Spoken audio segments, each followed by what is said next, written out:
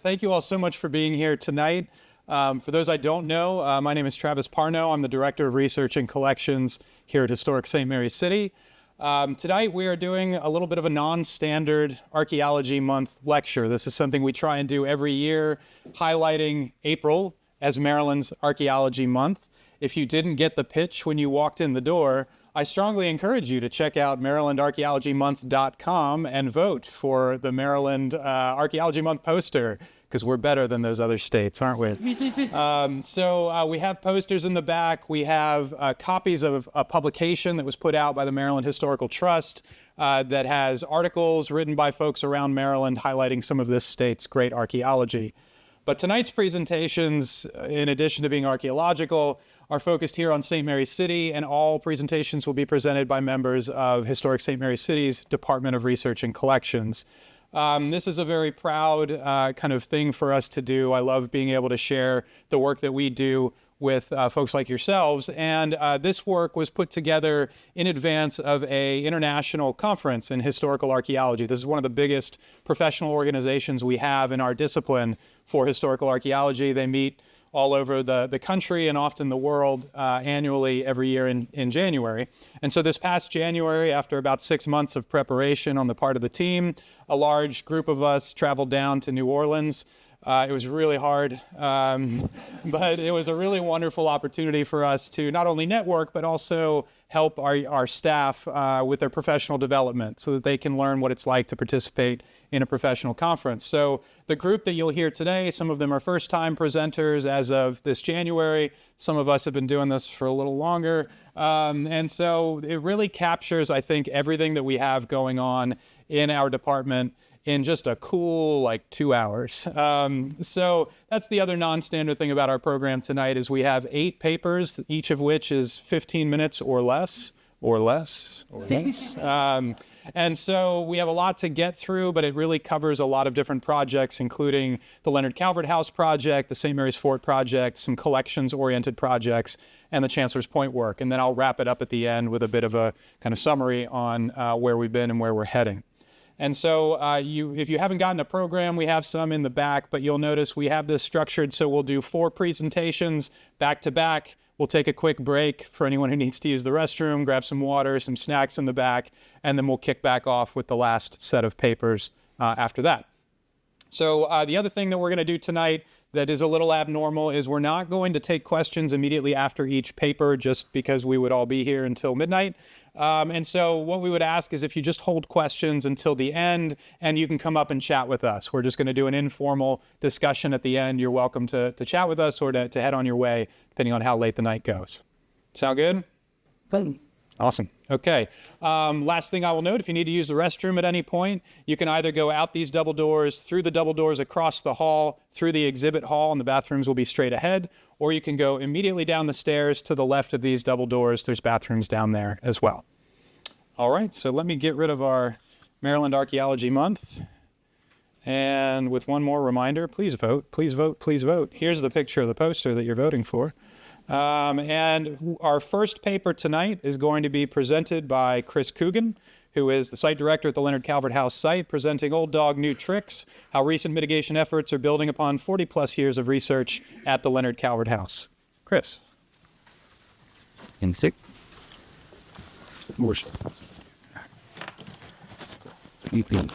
Sounds good. Excuse me for just a second while I put this on.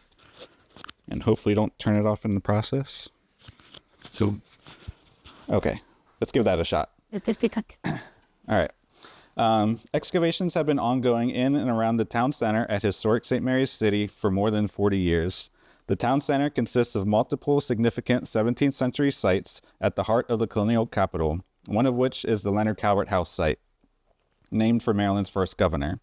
Portions of the Calvert House architectural components have been analyzed in detail with the knowledge that it would take a Phase 3 excavation before conclusions could be made definitively.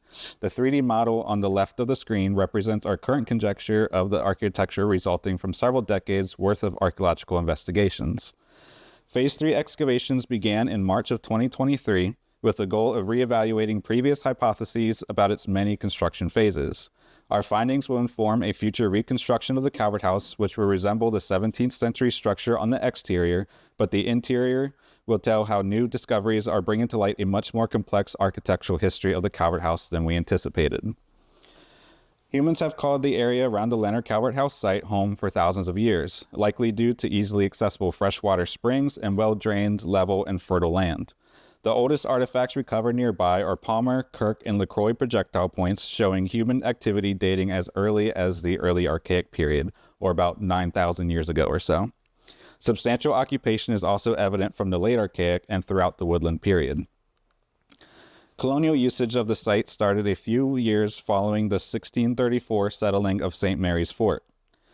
In 1641, the land was patented with the intention of constructing a home for Leonard Calvert.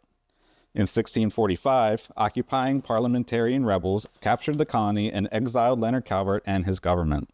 The rebels built Pope's Fort, a palisade and ditch fortification which encircled the Calvert House and is the only known archaeological feature relating to the English Civil War in North America. Pope's Fort's north and south palisade are equidistant to the Calvert House's north and south walls, implying that the Calvert House must have reached its full 40-foot by 67-foot extent at this time. Leonard Calvert regained possession of the colony in 1646, but would die a short time later. The Calvert House, which was described as a large frame house in 1647, subsequently went through several different owners until in 1662 it was purchased by the colonial government and utilized as an ordinary and state house. It was leased out to many caretakers and referred to as the country's house. One of these caretakers was William Smith, who owned Smith's Ordinary across the street from the Calvert House, and is known to have made renovations to the Calvert House in 1664. Over a decade later, a dedicated brick state house was built on a different property within St. Mary's City in 1676, so the Calvert House continued to operate solely as an ordinary and underwent additional renovations. Innkeepers John and Elizabeth Baker conducted a major overhaul of the Calvert House in 1678. This likely resulted in the construction of a central passageway, as well as the relocation of a chimney on the northern section of the building. This was in addition to widespread masonry work to the building's foundation. The Calvert House continued to operate as an ordinary for almost 2 more decades and was reported to be in a state of disrepair by the time that the capital of the colony was moved to Annapolis in 1695. It did not exist long into the 18th century. There is little evidence of human activity on the site until 1840, when Dr. John Broome commissioned a house to be built.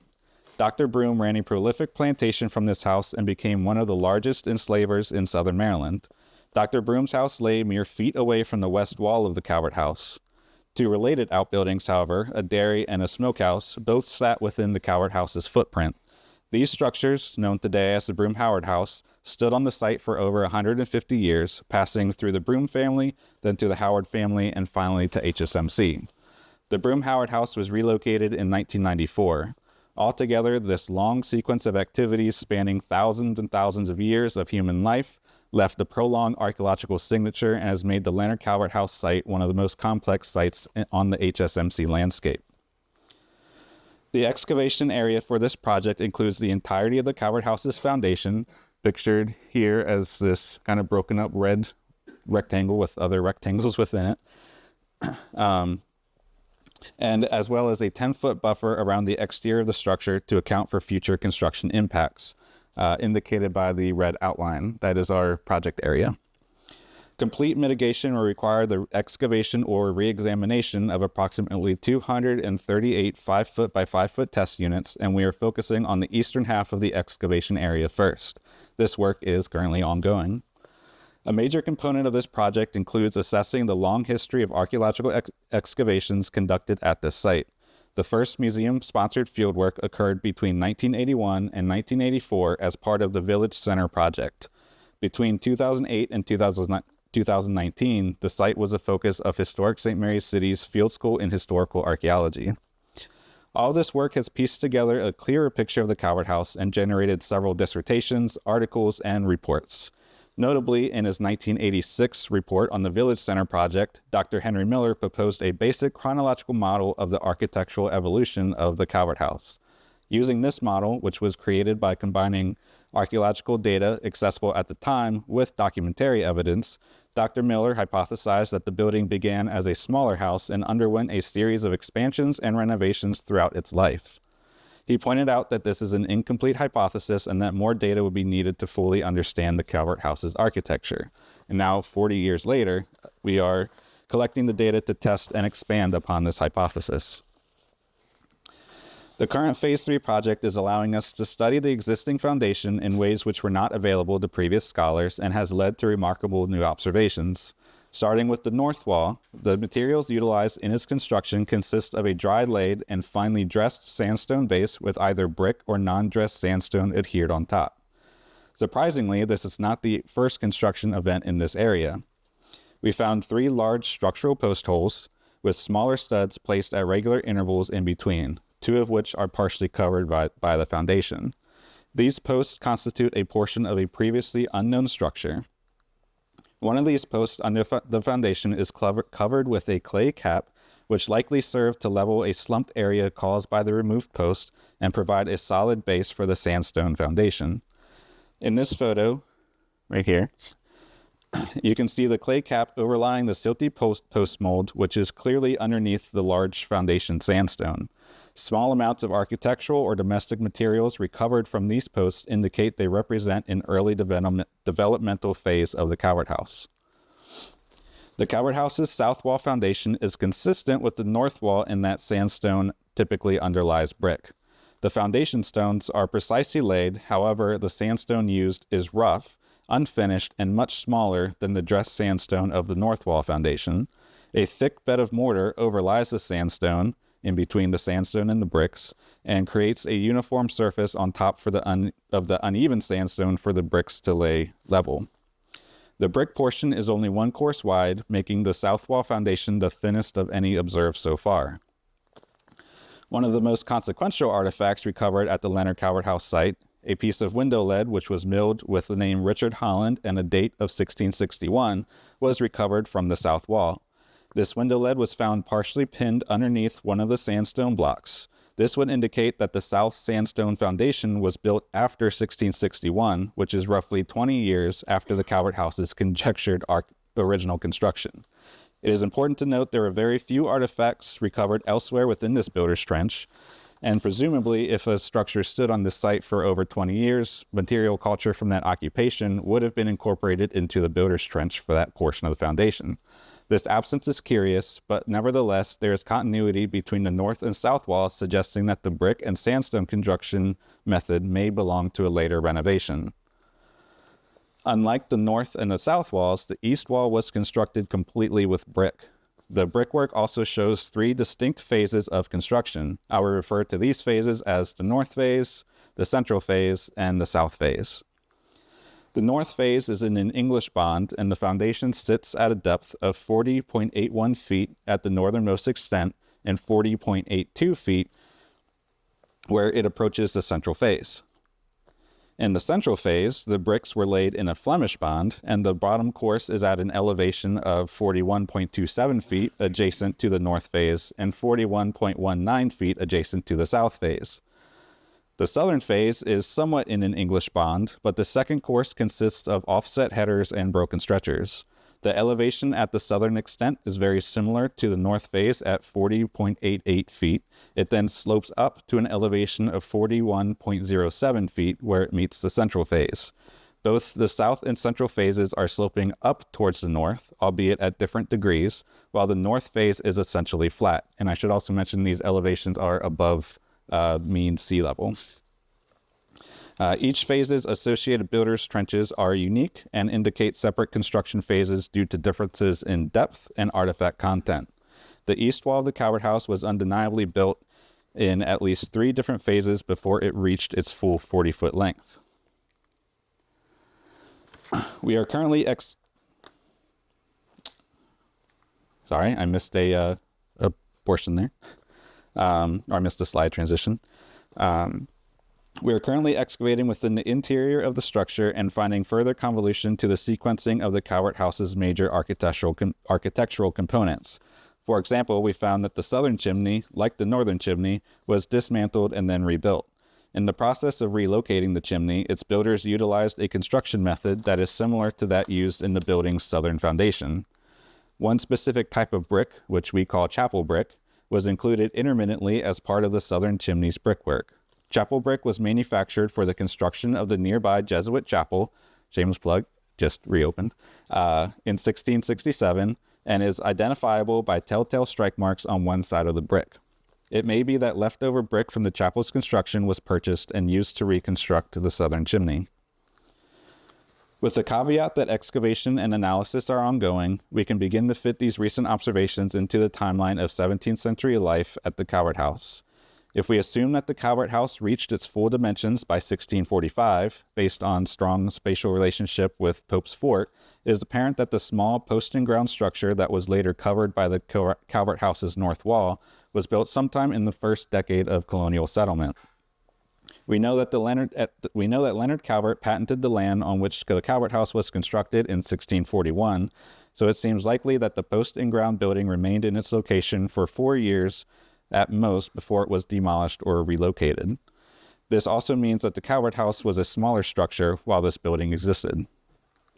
The presence of the 1660s materials under and within key architectural elements of the Calvert House suggests that major renovations occurred soon after this period. And looking at the site's history, 3 potential moments emerge. The first was the purchase of the property by the colonial government in 1662, converting it to Maryland's first state house and largest ordinary. This may be the earliest point in which the sandstone was placed due to the 1661 window lead. The next known renovation was constructed by William Smith, a wealthy carpenter and ordinary keeper who maintained the Calvert House in the mid-1660s. In 1664, Smith received 8,000 pounds of tobacco from the public levy for repairs made to the Calvert House, and additional repairs were likely made before Smith's death in 1667. A third potential moment occurred in 1678, when records tell us that John Baker, the ordinary keeper at the Calvert House at the time, funded 30,000 pounds of tobacco worth of brickwork at the site. This is the most likely event to account for the chapel brick used in the second phase of the chimney construction. The east wall shows that the entire wall could not have been built at the same time. The Flemish bond utilized in the central phase, along with it not being incorporated into the existing brickwork of the north and south phases, is consistent with the hypothesis that the central corridor of the Calvert House was installed by the Bakers as part of the 1678 renovation. The differences in slope and the builder's trenches also show that the north and south phases of the east wall were not constructed contemporary to one another. Dr. Miller's 1986 hypothesis of the evolution of the Calvert House is providing a useful framework as we continue our work on this project. We are seeing that clearly the Calvert House did undergo many phases of expansions and alterations which can be tied to major known events in the structure's history, and as he predicted, new data is bringing some of these events into a clearer focus. However, the particular sequencing is much more intricate, and the existing foundation is clearly not indicative of the entire architectural history of the structure. These observations and the data accruing through this project are crucial as we continue to look ahead at creating an accurate reconstruction of the Calvert House. Thank you. Thank you.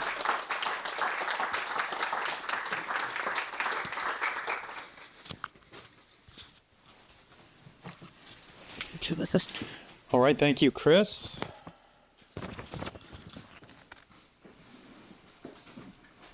Sir. Next up, we have a paper titled Pointing to a More Complete Narrative, an analysis of Indigenous artifacts at the Leonard Calvert House, authored by Chrissy, Perl, and Erin Crawford, and presented by Chrissy Perl. Head down. Back to head, Chris. Else this should be. Or is it the same? I don't know. Can you just shake it? Start again? Okay. Hello. Okay. As mentioned in the previous presentation, The Leonard Calvert House project is a multi-year capital project that aims to mitigate the location of Maryland's first governor, Leonard Calvert's house. This Phase 3 project is in preparation for a planned exhibit reconstruction. The Calvert House site is highly complex and includes over 9,000 years of occupation. Previous research at and nearby this site includes 40 years of various surveys and field schools. This paper sets out to further expand our understanding of Native occupation before and after the colonial settlement of St. Mary's City by analyzing Indigenous artifact deposits around the project area. This new analysis will be examined in comparison to previous reports in the vicinity of the current site. Our findings will be beneficial towards a comprehensive narrative of human history that historic St. Mary's City is striving to represent. Additionally, it contributes nuance and material culture, specifically as seen by late Archaic through late woodland artifacts. The Chesapeake region has a long and diverse history of Indigenous groups.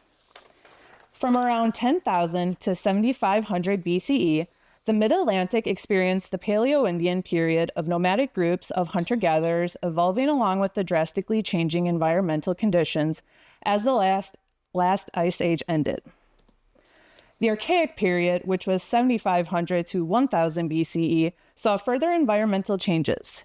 A drought throughout the region during the Middle Archaic accounts for low occupational trends, but in the Late Archaic, populations increased and overall diet consumption changed. In turn, these groups stayed longer in areas, creating a semi-nomadic lifestyle. By 1000 BCE, climate conditions stabilized and water levels settled into what is now called the Chesapeake Bay. Thereupon, the woodland period began and continued until colonial contact in the 17th century.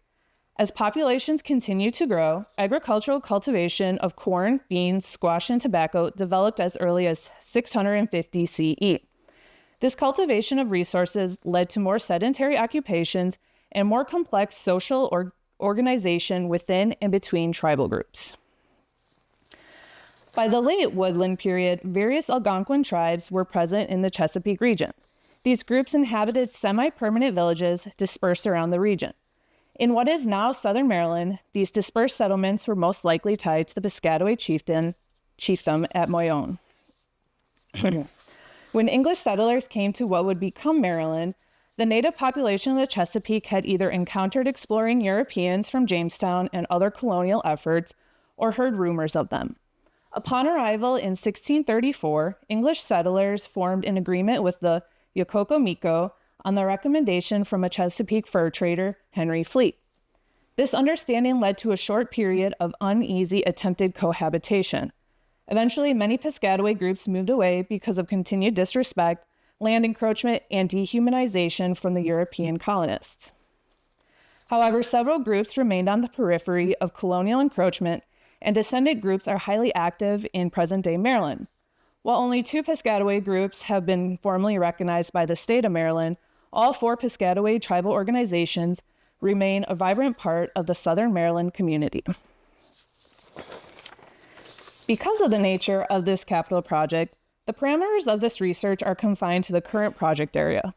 Upon completion, this area will include 238 excavated 5x5 foot units.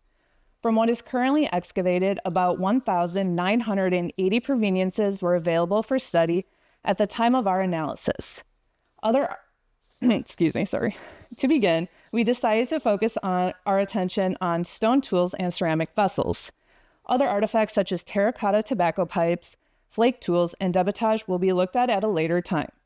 In total, this analysis included 2,044 artifacts. The initial summary of the native assemblage from the project area was first achieved by reanalyzing previously excavated artifacts and then cataloging recent materials directly into HSMC's newly created digital database. This compiled a cohesive data set that can be built upon as excavations continue. Of the 276 lithics, 230 artifacts were identified as tools. These include both edge lithics such as projectile points, scrapers, knives, microblades, and drills, and ground stone tools like hammerstones, celts, and axes. These artifact types include complete examples, fragments, bifaces, and preforms. The primary goal during the analysis was to identify artifact form and, if possible, specify specific typology to determine the temporal designations. Attributes such as raw material type and color were identified for all entries, and overall standard measurements were taken on artifacts that exhibited one or more of these dimensions completely. Though measurements will not be heavily discussed in this analysis, they proved useful by assisting in identifying projectile point types or biphase stages of the reduction sequence. The assemblage's raw material data show that the majority of stone used was quartzite at 109 and quartz with 92. Both can be found locally in cobble form. Less common materials from non-local sources included 13 rhyolite artifacts and 10 chert. 6 artifacts were cataloged as undetermined stone. 5 of the 6 were ground stone tools, primarily unbroken hammerstones, and the 6th undetermined stone was a Norman scale projectile point and noted to be possibly chert with large quartz inclusions. Further research or consultation is needed for proper identification. The flake analysis was not originally planned for this paper. 7 flake tools were identified and retained as examples for future research. The remaining 225 lithic artifacts were broken down into 4 tool type categories: projectile points, other edge tools, ground stone tools, and other. Projectile points made up the largest group of lithic tools with a total of 109. Other edge tools followed closely with 104. Ground stone tools totaled 12, and other included 1 artifact, which was cataloged as an undetermined weight. Projectile points were further classified into their formerly known types, or as undetermined projectile points. Undetermined projectile points was the largest classification group with 44 artifacts. However, all but one of these entries were fragmented and did not retain enough of their original form during deposition, making positive form identification difficult, if not impossible. The next 3 largest classifications were Bear Island, Piscataway, and Rossville, with 15, 9, and 9 respectively. Edge tools included scrapers, possible knives, microblades, 1 drill, and production-related items such as cores, bifaces, and preforms. Groundstone tools were predominantly hammerstones with 7 examples. This group also included 1 abrader, 1 celt, and 1 possible adze preform. Ceramic analysis began with the examination of 1,767 artifacts. Sherds smaller than 1 centimeter with no defining characteristics were removed from the sample. We cataloged the remaining 1,387 sherds, noting identifications of wear, temper, surface treatment, and decoration. The 2 most common wear types in this sample were Accokeek ware, an early woodland ceramic, and Rappahannock ware, a late woodland ceramic. Accokeek is defined by a crushed quartz temper and cord and press surface treatment, whereas Rappahannock is shell tempered, most often fabric impressed, and has various forms of exterior decorations. Also present in a much smaller quantity was Mockley ware, a shell tempered ceramic with either cord and press or net impressed surface treatment that dates to the middle woodland. Lastly, we assigned a generalized undetermined category to 785 sherds without enough identifying features to confidently type. However, further analysis of attributes compared to already identified sherds may result in larger numbers and help to narrow down a relative date for their associated contexts. Looking at identified wear types and undetermined sherds collectively, we recorded 3 surface treatments in the following quantities: 86 fabric impressed, 68 cord impressed, and 42 net impressed. However, the majority of surface treatments were labeled as undetermined or as smooth and thereby unidentifiable. External decoration was found on 3% of the sherds and includes cord marks, incising, punctation, and piercing.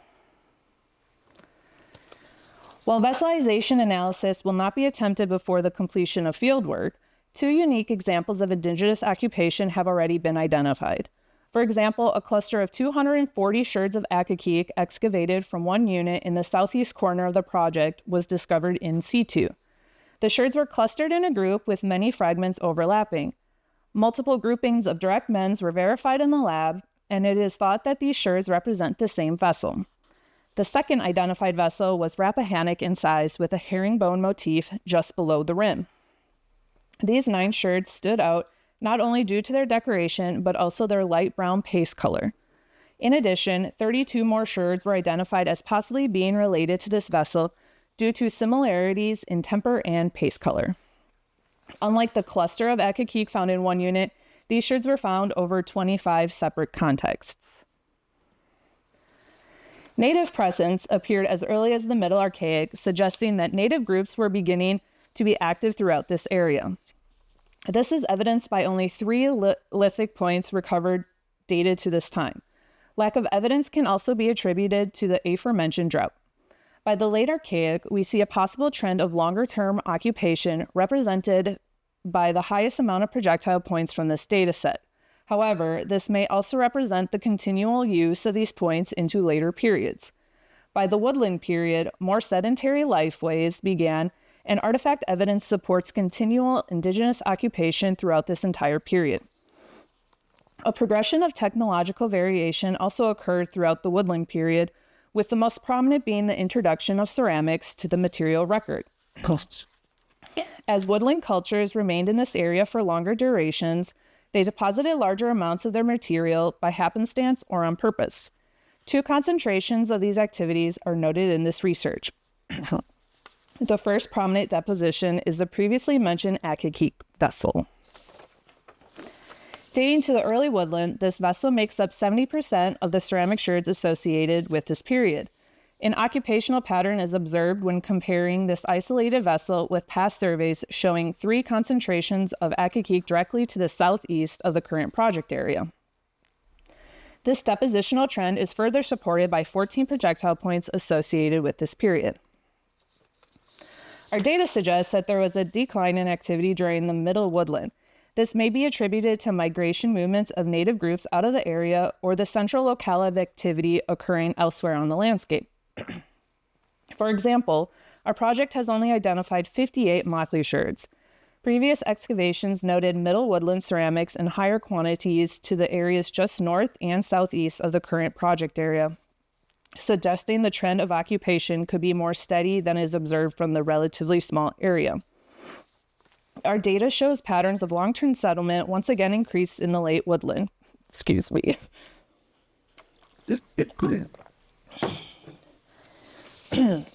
This is the second highest population concentration trend and is prominently reflected by the dense amount of shell-tempered ceramics totaling 851.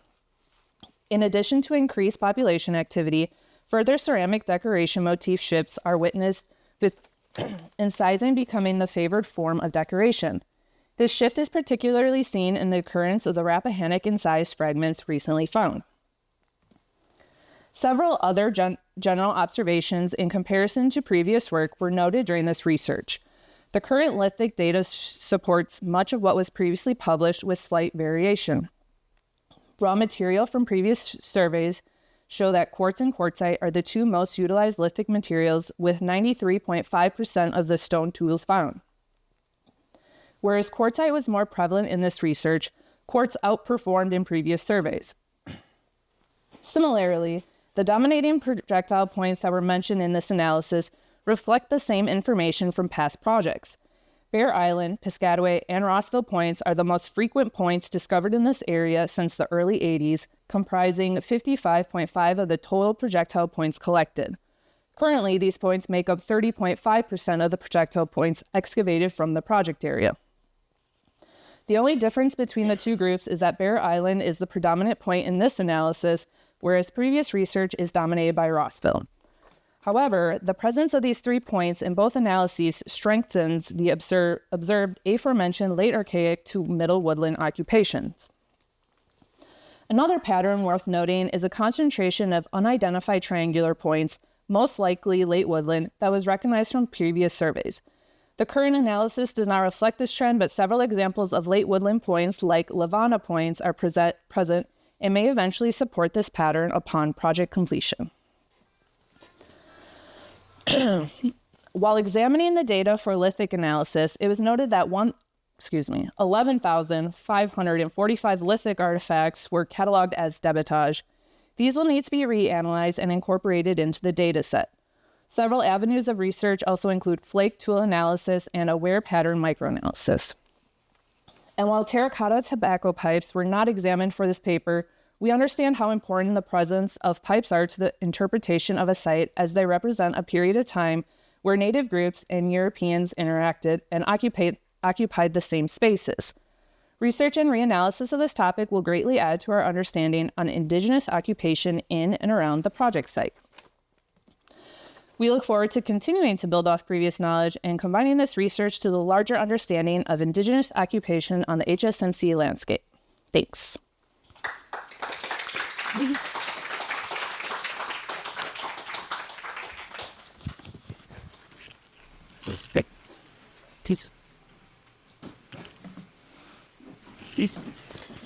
All right, thank you, Chrissy. Next up, we have Drawing the Line, a reevaluation of Northeastern fence lines at the Leonard Calvert House site, authored by Carley Arrowood, Sabrina Wandres, and Dakota Kalavoda, and presented by Carley Arrowood. Is the main mic on too? Yes. Perfect. I'm not seeing.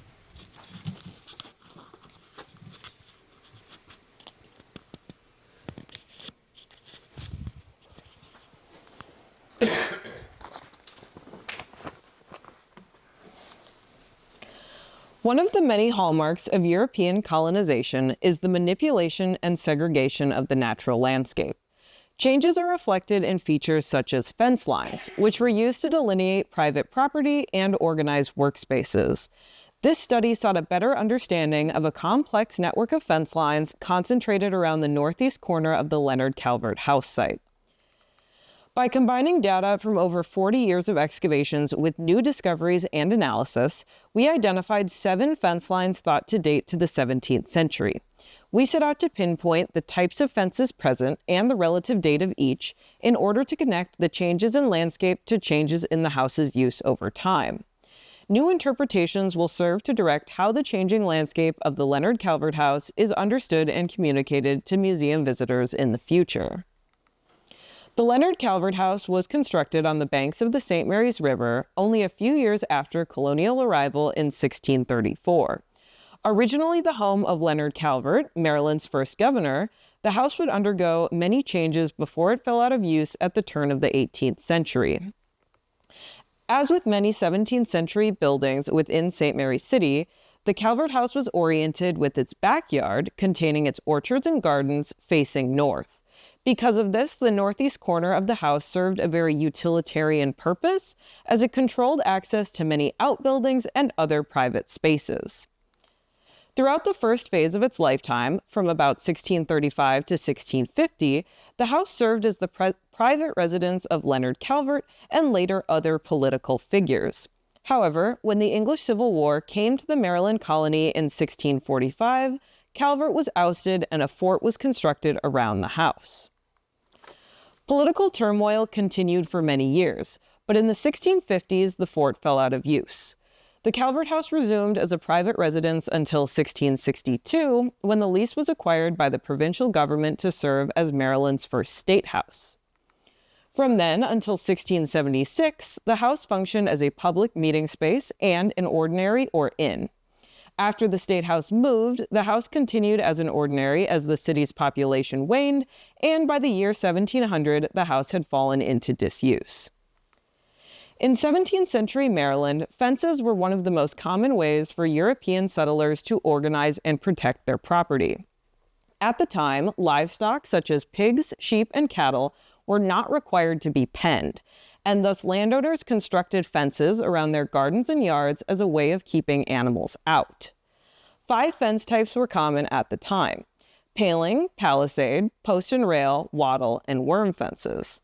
This study particularly focused on paling and palisade fences because all 7 of the identified fence lines are characterized by distinct ditch. Paling fences are identified by shallow trenches in which individual pales were spaced between larger posts. Archaeologically, paling fences are defined by a clear trench less than a foot in depth, dotted with closely spaced paling molds and featuring large post holes at 10 to 12 foot intervals. Palisade fences are also set in trenches but can be differentiated by their more robust form. Archaeologically, palisade trenches are much deeper and set in by closely spaced timbers. These characteristics lend palisade fences to being taller and more secure than paling fences. So, this leads us to the question, what fence types are present at the Calvert House site, and how does the fencing arrangement change over time? Luckily, we do have some prior investigations to build upon. Archaeological efforts began at this site in 1981 and paid special attention to the identification of property boundaries, outbuildings, and fence lines. So, this leads us to the question, what fence types are present at the... Oh, never mind. Based on the identification of these features, Dr. Henry Miller theorized a 5-phase model of the house's changing 17th century landscape. At this time, many features were left undug, and as such, Miller lacked the necessary data to submit the model for further testing. The excavation and analysis completed in this study represent the first opportunity to re-examine Miller's model and revise it according to new findings.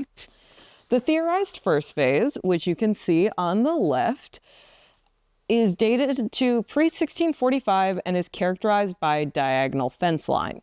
The fence's bearing matches other early fence lines at the nearby Smith's Ordinary site and led Miller to conclude that the early yard was divided according to the topography of the natural landscape. The second phase dates to the 1650s and saw the southern boundary of the property defined with fence lines. The third phase is characterized by the total enclosing of the yard and division into small workspaces, and phase 4 includes additional outbuildings. Phase 5, Miller's final phase, is dated from 1678 onwards. At the time, the yard was still outlined by fences, but became slightly less subdivided. For the purposes of this study, our fence lines were assigned arbitrary line numbers, starting with fence line 1, our longest and westernmost fence, and going clockwise across the map. As such, you can see that fence line 2 runs north from the corner of the house, fence lines 3 and 4 run diagonally from the corner of the house, and fence lines 5, 6, and 7 run east of the house's foundation. It is important to note that while we have a clear beginning point for each fence, it is presumed that they all continue past our excavation area. A major limitation that characterized our investigation was the presence of extreme disturbance. A 19th and 20th century plantation house introduced many buildings, pipe trenches, and other features that cut into the 17th century yard. Rows of large trees originating from their tree-lined driveway caused extreme root intrusion in this area of the site. Both contributed to artifacts being deposited in the fence line proveniences that may not have originated there. By comparing artifact assemblages with maps and feature excavation notes, we were able to exclude extraneously deposited artifacts. So, returning to the question of fence typology, we determined that all of our identified fence lines must have been either paling or palisade fences. The most reliable way to distinguish between these types is by examining the molds present within the ditch. 3 of our 7 had visible molds, enabling us to determine that fence line 1 is a palisade fence and fence lines 5 and 7 are paling fences. Unfortunately, molds on the other 4 fences were indistinguishable, and so fence types were instead deduced based on overall ditch depth. Remember, palisade fences necessitated a very deep ditch, while paling fences usually extended less than 12 inches into the ground. Based on this information, we concluded that fence lines 1 and 2 were palisade fences, while the rest are paling fences. Altogether, this means that of the 7 identified fence lines, 5 were paling fences, while 2 were palisades.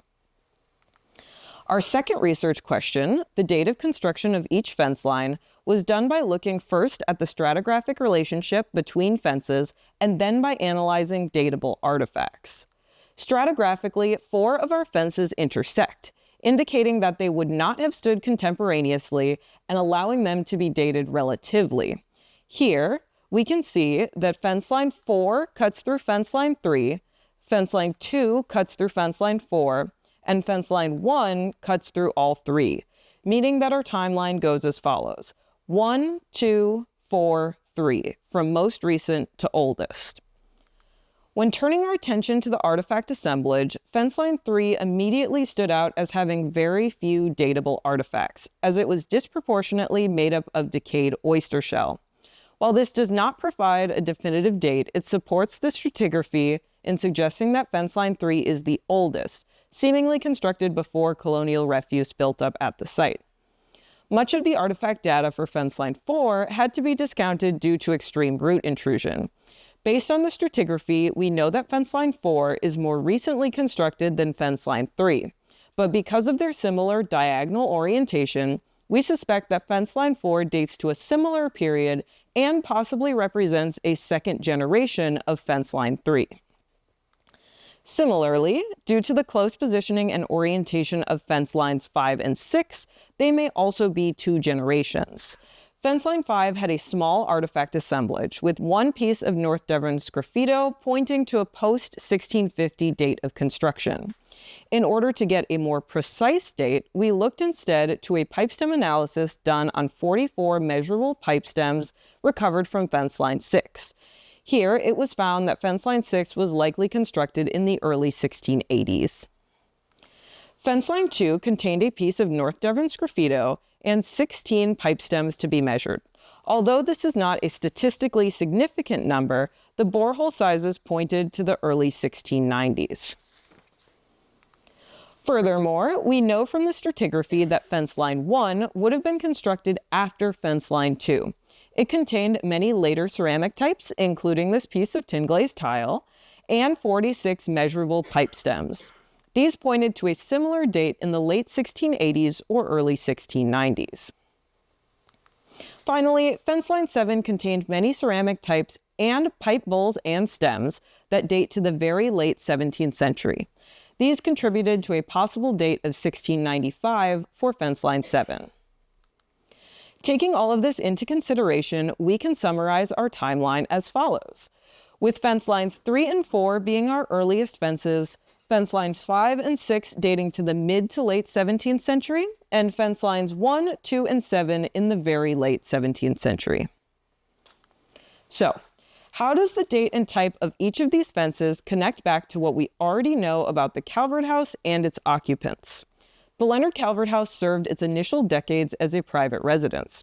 Fence lines 3 and 4 indicate that some effort was made at that time to divide the yard, though not in a particularly regimented fashion. It is possible that the fences here followed a more rural landscape and were constructed out of an immediate need to protect the house's gardens from roaming livestock.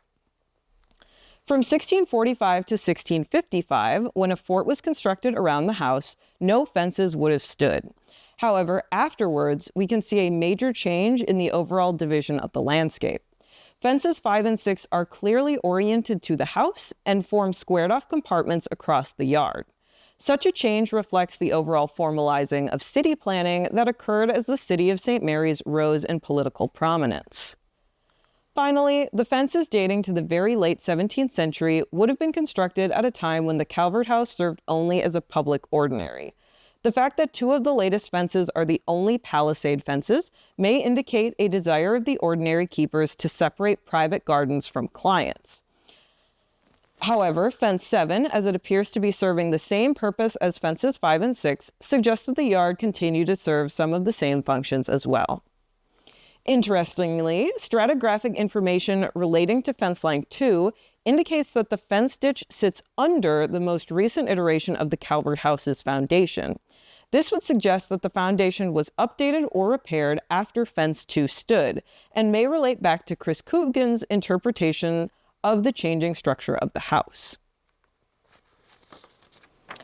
This could also place fence line 2 at a time when the house was transitioning to a full-time ordinary and undergoing renovations related to this change.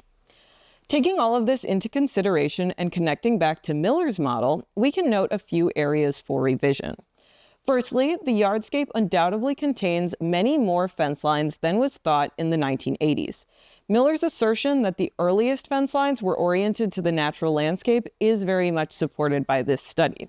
However, at least as it pertains to the northeast corner, we did not see major subdividing of the yard until many years after the 1660s, and these subdivisions increased rather than decreased going later into the 17th century. Further investigation will be needed to determine if this pattern continues deeper into the yard or if the northeast corner and other spaces closer to the house were of special interest to later ordinary keepers. To conclude, this study analyzed 7 17th century fences concentrated around the northeast corner of the Leonard Calvert house in order to interpret changes in the landscape and its use over time. In this objective, we posited 3 key research questions. What kinds of fences were present? When were they constructed? And how does this relate to the changing usage of the house? Altogether, the data gathered from these fence line segments will direct our understanding of the changing landscape of the Leonard Calvert house site as we design its reconstruction. In this way, this study will serve as a jumping-off point for future educational programs and exhibits built at the site. Thank you.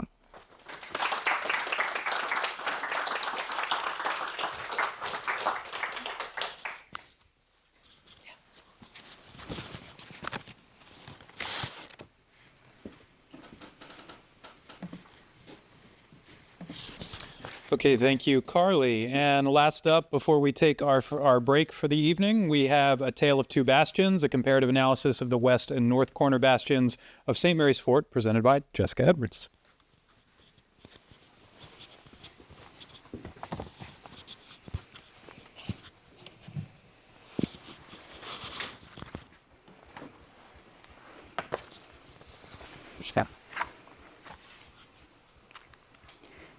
In March of 1634, Leonard Calvert and around 150 colonists arrived in the place that is now known as St. Mary's City. In May of that year, Calvert wrote a letter to his friend and benefactor, Sir Richard Letchford, where he describes an area of cleared land on the east side of what is now called St. Mary's River, where they built a palisado of 120 yards square with 4 flanks. Calvert goes on to say, "We have mounted 1 piece of ordnance and placed 6 murderers in parts most convenient, a fortification we think sufficient to defend against any such weak enemies as we have reason to expect." We know from additional documentation that the fort was not used for long. Within 3 years of its construction, the colonists began moving out of the fort to start their own plantations. At most, the fort was occupied for 8 or 9 years before the last remaining occupants were expelled by Leonard Calvert in the ensuing years after he patented the land in 1641 as part of a 100-acre tract called Governor's Field. Archaeologists at Historic St. Mary's City, or HSMC, looked at a 14-acre tract of land called the Millfield as the potential location for St. Mary's Fort, located on the north side of Maryland Route 5, with Mattapinide Road to the east, Mill Creek to the north, and a parking lot to the west. In 2018, with the support of a grant from the Maryland Historical Trust, with matching funds provided by the Historic St. Mary's City Foundation, HSMC hired geophysicist Dr. Tim Horsley to conduct a geophysical survey in the Millfield. The survey revealed a rectangular palisaded structure measuring 104 by 58 yards with 1 obvious bastion. Though its dimensions do not match the 120-yard square description by Calvert, its identification as St. Mary's Fort is without question.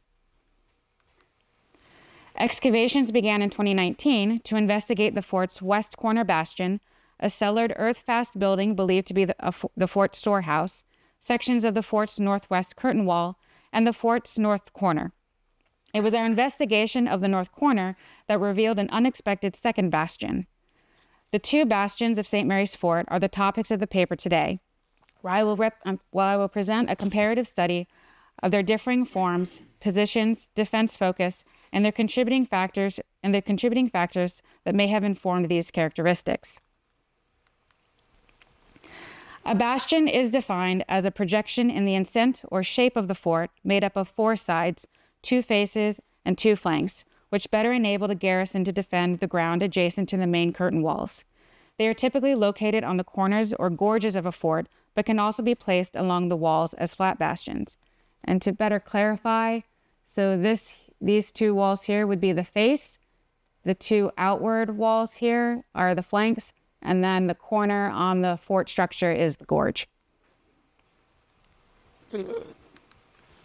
2 characteristics that stand out the most about St. Mary's Fort bastions are their differing shape and size.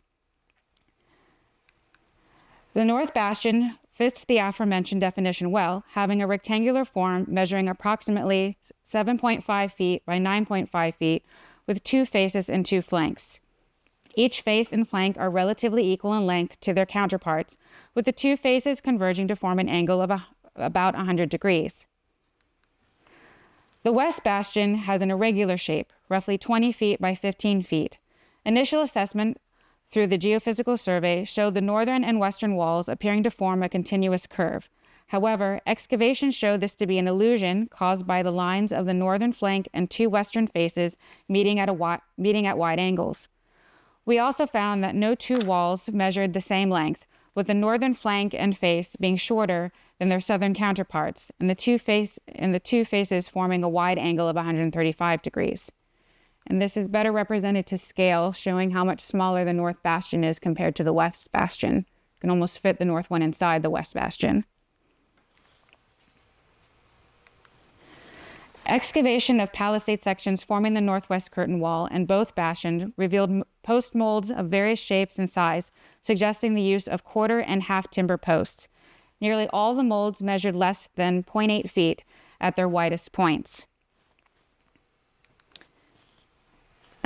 We also found that the palisade trench forming the West Bastion was deeper than the North, averaging a depth of about 3 feet, whereas what was excavated of the North Bastion averaged a depth of 1.61 feet. Adjusting for soil erosion, we estimate the original depth for the North Bastion trench was probably around 2 feet. And this is also better shown to scale of the North Bastion being much shallower than the West Bastion trenches. The interior of the bastions also showed differing results. The North Bastion had no evidence of other features within its walls to suggest any form of internal support. The West Bastion, however, had a number of features including several posts and a large pit, but excavation suggests that all post-date the fort. This indicates that the West Bastion does not have any post and ground support for a firing platform. The more information we revealed about the bastions, the more questions we had. Why are they shaped different? Why is one bigger? Why are the palisade depths different? And what do these differences suggest about the fort's defenses? To begin answering these questions, we first looked for other examples of irregular bastions like that of the West Bastion. Analysis of forts built in North America and other parts of the world during the 17th and 18th century provided some examples that were similar in form. But the closest match comes from 2 fort illustrations from locations in New York, a sketch believed to be of Fort St. Frederick at Crown Point from 1755, and a plan drawing from 1759 for a post at Lake George, which I will return to shortly. We also looked at 4 key factors we believe had the most influence on the construction of the fort and its bastions. These are the principles of fort geometry, the perceived threat, the landscape, and the available artillery. One must first look at the principles of fort geometry to understand basic bastion design. A survey of several publications on fortification construction written between 1638 and 1688 puts emphasis on 3 key components of bastion design: the angle of the gorge formed by the fort's corner, the bastion or flanked angle formed by the bastion's 2 faces, and the flanking angle formed by the line that extends from the shoulder of the bastion to the adjacent curtain wall, or curtain corner, dictating the flanking line of defense. You can alter these components to some degree, but go too narrow or too wide and you develop flaws in your defense. The example shown here reflects the bastion design relevant to our rectangular fort, similar to that of St. Mary's Fort, which has a gorge angle of 90 degrees. They show the different ways in which altering the bastion angle can change the effectiveness of the flanking angle and line of defense. Too narrow, and the sides of your bastion are more open to assault, and the tip more susceptible to breach. Too wide flattens the front of the bastion, creating a dead zone or blind spot for your flanking defense. The West Bastion is closer in appearance to the obtuse form, which not only creates a large dead zone, but greatly reduces the bastion size. The flanks could be extended to add more space, but this puts the shoulder in the path of your defense. If this form is adjusted to how the West Bastion looks, we see that one side now provides a proper flanking angle. For the West Bastion, this is the side flanking the North Bastion. This rendering of St. Mary's Fort shows the flanking angle between the bastions produced the desired line of defense towards each other and the northwest curtain wall. Defense along the fort's northeast side also shows proper flanking. But this is not the case for the fort's southwest side, where the flanking angle produces a large blind spot across the west bastion's southern face. A regular bastion could have easily provided proper flanking along both sides. Why then choose this irregular form? In his book, Fortification or Architecture Military, written in 1639, Richard Norwood states, "If there be no such force or heavy artillery expected to come against a fort, then it needs not be of such strength. You may therefore make a proportional diminution of the gorges, flanks, and fronts, or in other words, modified as your needs dictate." The west bastion appears to show a deliberate modification that maintains typical flanking defense on its northern side, aimed towards the north bastion, while its southern defense prioritizes the field. This type of modification can also be seen in the plan for the post at Lake George. The two southern bastions are shaped similarly to the west bastion of St. Mary's Fort, with their flanking defense prioritized towards the northern bastion, while the southern defense faces the field. At the time, European fortification design was meant to defend against heavy ordnance and artillery. This was not the type of threat that St. Mary's Fort colonists feared. The colonists had made an agreement with the Yokokomiko to aid against possible raids by the Susquehanna, who dwelled further north. The Susquehanna were known to travel the Chesapeake Bay and Potomac River, which provided easy access to the St. Mary's River. Furthermore, not long after their arrival, the colonists received word that William Claiborne, a fur trader on Kent Island, was spreading rumors amongst the indigenous population, claiming the colonists were Spanish enemies. These concerns, coupled with the fact that Claiborne had a trade relationship with the Susquehanna, who the Yokokomiko and the colonists now had shared concern, spurred them into completing St. Mary's Fort within a month's time. This perceived threat also played a part in where the fort was built. The fort's inland placement near the Mill Creek and the native footpath, now called Mattaponite Road, shows concern towards protecting these key features. The path was an avenue for trade, and given the lack of any wells found in St. Mary's City, Mill Creek was likely the fort's water supply, making the defense and control of both paramount to the colonists. The potential threat of incursion by way of the river would also have been a concern, and the fort's defense reflects this. At present, the north bastion looks towards the wooded ravine of Mill Creek. At the time of the fort's construction, the Mill Creek may have been slightly wider with a ravine and some number of trees still present. Defense of the creek, with the presence of trees and its sloping terrain, would have utilized smaller short-range munitions, like murderers and muskets, that could be loaded faster, maneuver more easily, and required less space to operate. The west bastion looked to the west and south towards the river. From Calvert's letter, we know that the west bastion's view was of clear, level terrain, similar to how it looked now. Part of what was the native footpath would also have been visible to the southeast as it ascends from a ravine past the fort's east corner. Defense of this terrain likely used both short-range munitions and larger long-range artillery, like a cannon that required more space to operate.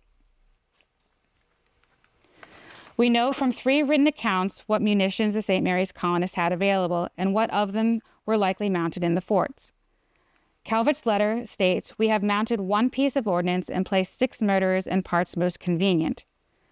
A first-hand account published in A Relation of the Successful Beginnings of Lord Baltimore's Plantation in Maryland from 1635 states, "We have built a good strong fort and have mounted upon it 1 good piece of ordnance and 4 murderers, and have 7 pieces of ordnance more ready to mount forthwith." This account is further strengthened by a lawsuit brought against Lord Baltimore in May of 1634 over supply payments that lists 4 sakers and 4 demi-culverins amongst the items in contention. Oops. Sorry, missed one. Excavation also yielded a variety of munitions-based artifacts, from bandolier caps and gun flints to lead shot and cannonballs. At present, we've recovered 1,706 lead shot and 6 cannonballs. 4 of the cannonballs are 6-pounders used by sakers, with the remaining 2 being 9-pounders used by some demi-culverins. From everything discussed so far, we concluded that the colonists utilized the modified known principles of fort construction to create a bastion defense specific to their needs that was not reliant on rules specific to how well a fort or bastion can hold up against heavy artillery. This defense was adapted towards the presumed threat of indigenous incursion, possibly by way of the river, and to protect their control of the Mill Creek water supply and native footpath, now Mattaponi Road. The surrounding landscape and available artillery also informed much of both bastions' design. Looking back at our fort's layout with the presumed terrain at the time, the North Bastion's role was to defend against the Mill Creek water supply and northwest section of the field.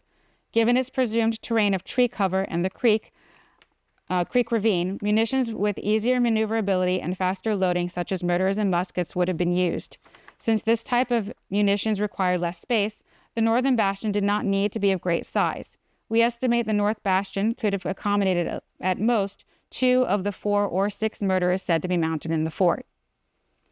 The West Bastion defended the cleared land from the west to the southeast towards the direction of the river, with the focus of the southern flank directed towards the native footpath, as it passes the fort's east corner exiting a ravine. Defense of this terrain would have required both long and short-range munitions. Since we know from first-hand accounts that 1 cannon was mounted in the fort, it stands to reason that this larger bastion is where the cannon was placed. The West Bastion would have needed to be larger to accommodate not just a cannon, but the manpower needed to operate it and any additional munitions that would have been used. We estimate that 1 mortar could have been mounted alongside the cannon, likely placed along the northern face or flank, with the cannon being placed along the longer face or flank of the bastion's southern side. The cannon could also have maneuvered between the 2 faces and flanks, the face and flank, with the space provided by their longer length and the bastion's wider gorge. Further analysis is still needed to understand the full scope of the St. Mary's Fort defense design. This includes completing excavation of the North Bastion, along with excavating the south and east corners of the fort to determine if bastions exist, as Calvert states in his letter, or some other means of defense to compare with our current data. Thank you.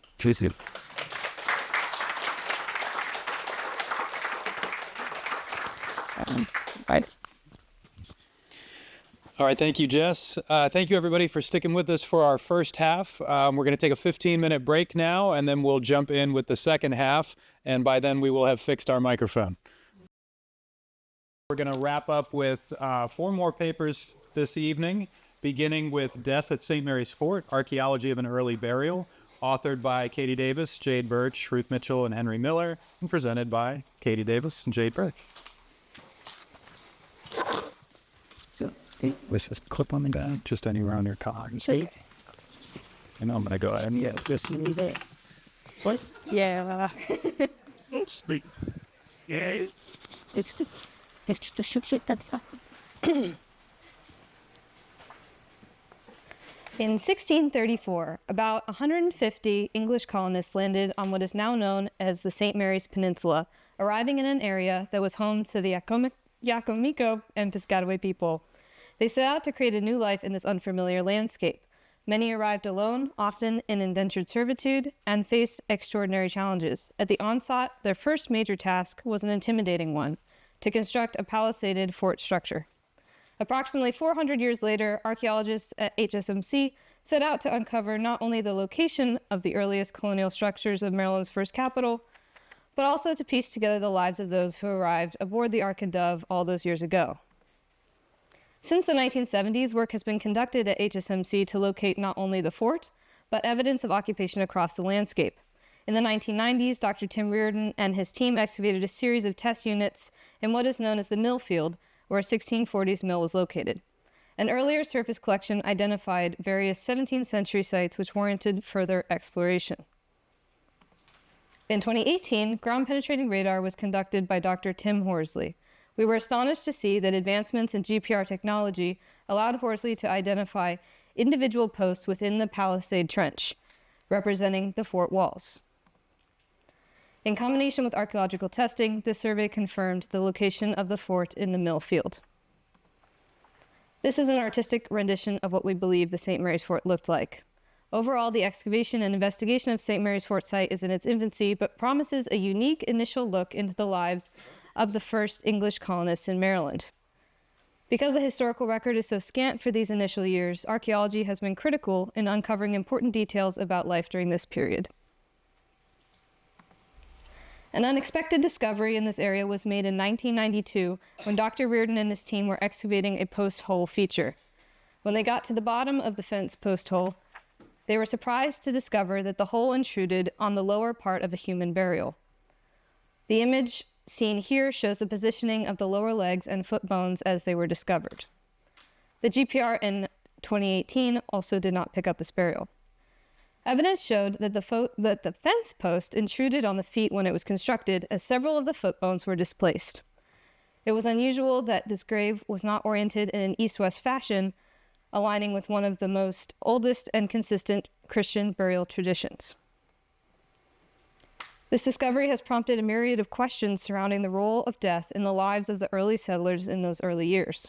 Much work has already been completed, and burial excavation methodology has been developed by HSMC archaeologists since the 1990s. Our most significant case study for death in the colony lies just across the street from the fort site.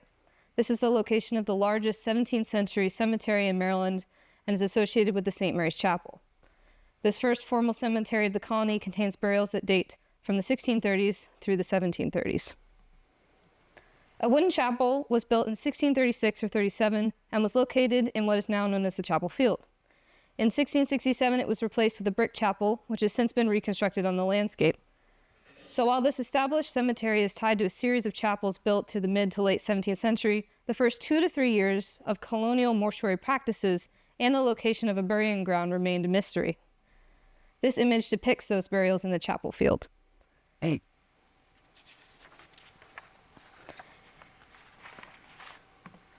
In 2023, we set our sights toward uncovering the first burial located outside the chapel field, which otherwise had been forgotten in the historical record. This decision was made due to concerns over security measures and observed problematic groundhog activity. This was made possible through our newfound knowledge of the fort and years of burial methodology developed by the institution. In this photo, you can see the burial site and the chapel in the distance to the right at the background of the image. Additionally, due to factors such as the artifact assemblage recovered during survey work, the possible interpretation of the post hole which intruded on the burial as a Christian burial marker, and the proximity of the burial to the fort, we proceeded under the conclusion that this was not an Indigenous interment. Prior to this burial, as with previous work, descendant groups were consulted, such as the Society of the Ark and the Dove, a group of stakeholders descended from Lord Baltimore or the original colonists.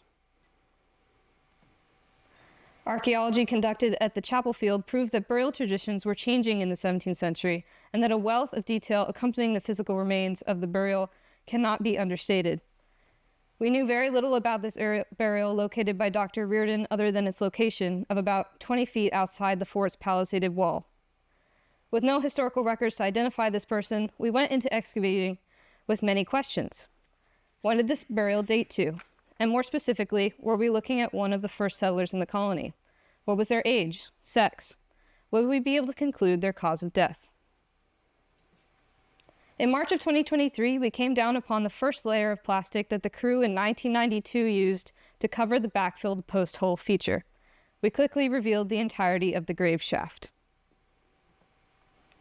Upon revealing the grave, we revealed that the grave shaft was oriented in a northeast-southwest orientation, perpendicular to the southern palisade of the fort. In this map, the red dotted line is the palisade wall, and the white squares are the units we dug around the known burial. Additionally, the burial is depicted in red and other features in blue. Graves will often be oriented to nearby infrastructure. In the nearby chapel cemetery, for instance, about 75% of the burials were oriented to the chapel, or by the early 18th century, another building nearby the priest house. The difference here may have been that this person was interred without the involvement of any clergy, as there were no Protestant ministers in the early colony, and it lacks the traditional Christian orientation. It is possible that the gravedigger was just not following this Christian tradition, which is often the case for small rural 17th century cemeteries. Considering the location of this burial and comparisons with the cemetery in the chapel field, it is likely that this grave was oriented intentionally to the palisade in those first 2 to 3 years before a formal cemetery near a chapel was established. While orientation in relation to the southern palisade wall is suggestive, more dating evidence is required.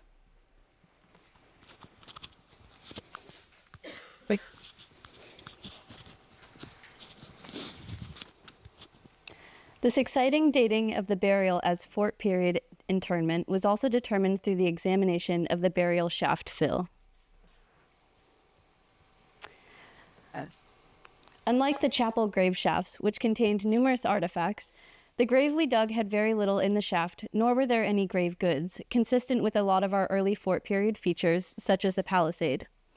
This, in combination with the orientation and the location of the grave, suggests this could be the earliest English colonial burial ever excavated in Maryland.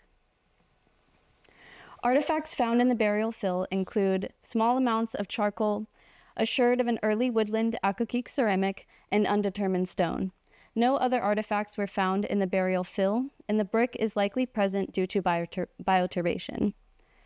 In comparison, the plow zone in this area is scattered with 17th and 18th century artifacts as a result of the multiple occupations in this field. These artifact assemblages include white tobacco pipes, other ceramics such as Staffordshire slipware, Rhenish blue-gray stoneware, and larger quantities of brick, nails, glass, and lead shot. The graves at the chapel field follow a similar artifact density spread over time. The earliest graves contain very little rubble, but after the 1660s, brick rubble and other artifacts are found in the fill as colonial activity on the landscape increased. Historic St. Mary's City has developed its own burial methodology through the chapel field work, after which Dr. Reardon wrote, "Dig a grave both wide and deep." This has been crucial in identifying coffins and coffin types. During excavations at the chapel site, it was revealed that during the earliest period, about 40% of graves contained coffins. The sample size was 23. Later burials, however, were expected to include a coffin as their use became more commonplace over time. A stain in the soil, as well as particular positioning of the nails used to hold the coffin together, indicate the presence of a coffin. Due to the fact that we did not find any nails in the coffin, and no noticeable staining was observed, we know that no coffin was used in the burial. Our colleagues, Smithsonian forensic anthropologists Doug Owsley and Kari Brulheid, have made many important conclusions regarding the identity of this individual. They identified a suture that's a genetic trait manifesting only in the European population. Along with other clues, they concluded that he was European, male, and about 15 years of age at the time of his death. The Smithsonian team's observations were critical once the remains were exposed in situ. These efforts revealed that the right hand was clenched in a fist, and the left appeared twisted and may have also been clenched, indicating rigor mortis. The common placement for 17th century English burials was with the hands crossed at the pelvis or to have the arms at either side of the body. This would have been impossible to accomplish if both of his arms were positioned to the left side of his body, stuck in rigor mortis. To preserve the clenched fist, he would have had to have been buried within the first 12 or so hours of death. The pelvis was found located to the far west of the burial, showing that the body was not placed in line with the shaft orientation. This, as well as not finding any pins, contributes evidence that this was not a shroud burial either. In addition, the bottom of the shaft was uneven, indicating that it was not fully excavated for the burial. The north and west sides showed elevated soils, and this unevenness, combined with other factors such as the rigor mortis and the bent way the body was placed in the pit, point to a hasty burial. Perhaps this individual was buried quickly due to weather conditions. It's also possible that he was an indentured servant who had no relatives to oversee the burial. There could have been an illness going around and a quick interment was necessary. Any number of circumstances could have influenced this burial in such a way. Yet with archaeology, we're allowed a glimpse into this reality. We observed 2 fractures on the lower right leg, one on the fibula, one on the tibia, that don't show signs of healing. Similar fractures were observed on the left side as well. The Smithsonian team indicated that these breaks must have occurred perimortem and were likely what led to this young boy's demise, whether from impact or infection. The injury likely occurred as a sweeping blow simultaneously to the back of both legs. He would have not been able to walk again. We believe the cause of death was likely an injury sustained during the construction of the fort. while raising the timber frame of a house or other structure. The team also determined that the left ribs possibly showed signs of trauma, though that was the only other potential injury observed, and there might have been other injuries that we can just no longer see. It's important to note that this individual sustained these injuries at a time when medical treatments were very limited. For example, alcohol being used as one of the only painkillers. His clenched fist may be a meaningful gauge that informs us just how painful his injuries were. Although we have unearthed an incredible amount of information about this young boy, the research is far from over. Both our team and our Smithsonian colleagues continue to conduct important research about him, and we would like to quickly highlight a breakthrough discovery that will drive future research. Recently, the Smithsonian conducted isotope testing of his tooth that revealed a corn-based carbon signature. This indicates an unexpected North American corn-based diet rather than a wheat-based European diet, causing us to reconsider where he was from. Initially, due to the fact that he was likely interred within those first 2 to 3 years of the Maryland colony, we believe that he could have been one of the first colonists to arrive from England. This important new breakthrough, however, challenges that assumption. Maybe he was from the Virginia colony or from Barbados originally and joined the voyage of the English colonists along the way. Either way, more research is necessary to determine his origins. The excavation of this individual was completed in 2023. It's important to note that this is an ongoing project in and of itself, in addition to being a piece in the broader comparative study the Smithsonian is conducting. Importantly, this boy's story did not end 400 years ago. We can now remember his young age of 15 years old, a potential indentured servitude, and involvement in the early construction of the colony. And it doesn't end there either. We are considering further research such as facial reconstruction or DNA analysis. His story, which helps to humanize and relate with his life, his struggles, and death, will always be a part of St. Mary's Fort history and the overall larger picture of this early period of Maryland history. Thank you.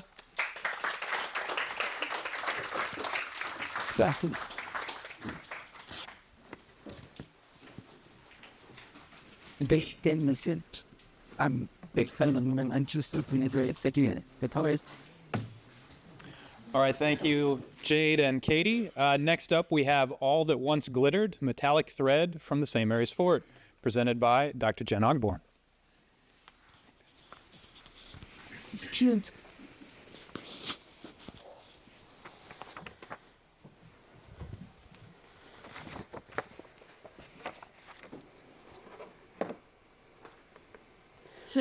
During the 2023 field season, historic St. Mary's City archaeologists excavating a portion of a large filled-in cellar feature at the 1634 St. Mary's Fort recovered several fragments of metallic thread and a metallic thread wrap button. While not unheard of in Chesapeake archaeology, metallic threads occur with notable rarity in comparison to other more common artifacts. They can be quite fragile, leading to this rarity, which makes them challenging to excavate. They were worn only by a subset of the colonial population, with certain economic means reducing their frequency. These metallic threads from the fort were not the first to be excavated at St. Mary's City, nor in Maryland, but they are currently the largest concentration of them in our collections. They also originate from a feature associated with a large storage building characterized by a high density of artifacts that includes ash, oyster shell, fish scales, armor, and mid-17th century ceramics. While it may never be possible to concretely associate these metallic threads with specific garments, their presence among the discarded materials of the fort's residents can provide us insight into the sartorial and social choices made by some of the individuals who occupied that landscape. The survival of the fragile threads and their intact organic components can also inform us about taphonomic processes and soil chemistries associated with the cellar feature. European peoples have made use of metallic threads of varying types on their garments and accessories for centuries prior to the colonization of Maryland. Metallic fringe, spangles, galloons, buttons, and trimmings of all sorts were used to decorate both ecclesiastical and personal cloth objects. Metals such as gold, silver, and copper alloys were used to make these decorations. Not only were the materials themselves potentially costly, but substantive hours of labor were required to create the threads and trims even before attaching them to garments.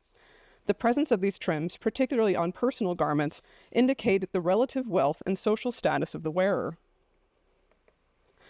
By the 17th century, there were multiple techniques for creating different types of metallic threads and various ways to attach them to garments and accessories.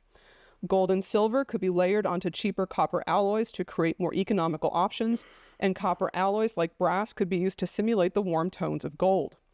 These metals were often combined with organic elements such as cellulose in the form of leather or animal gut, or protein-based threads such as silk to create flexible trimmings. The least complex of these threads were drawn wires. Metal was pulled through increasingly smaller holes, drawing out the length and decreasing the diameter of the metals until they formed long, thin filaments. Wires could be utilized as individual threads or coiled into spring-like tubes called Perl, seen here in the top right with the tweezers for scale. Flat strips of metal called plate in modern terms could either be cut from sheets or from flattened wires. The plate threads could be used as such, or they could be curled around clusters of organic fibers to create a twisted texture effect called fillet, meaning spun. Very thin sheets could be gilded onto animal membranes. Threads were attached to textiles using multiple techniques.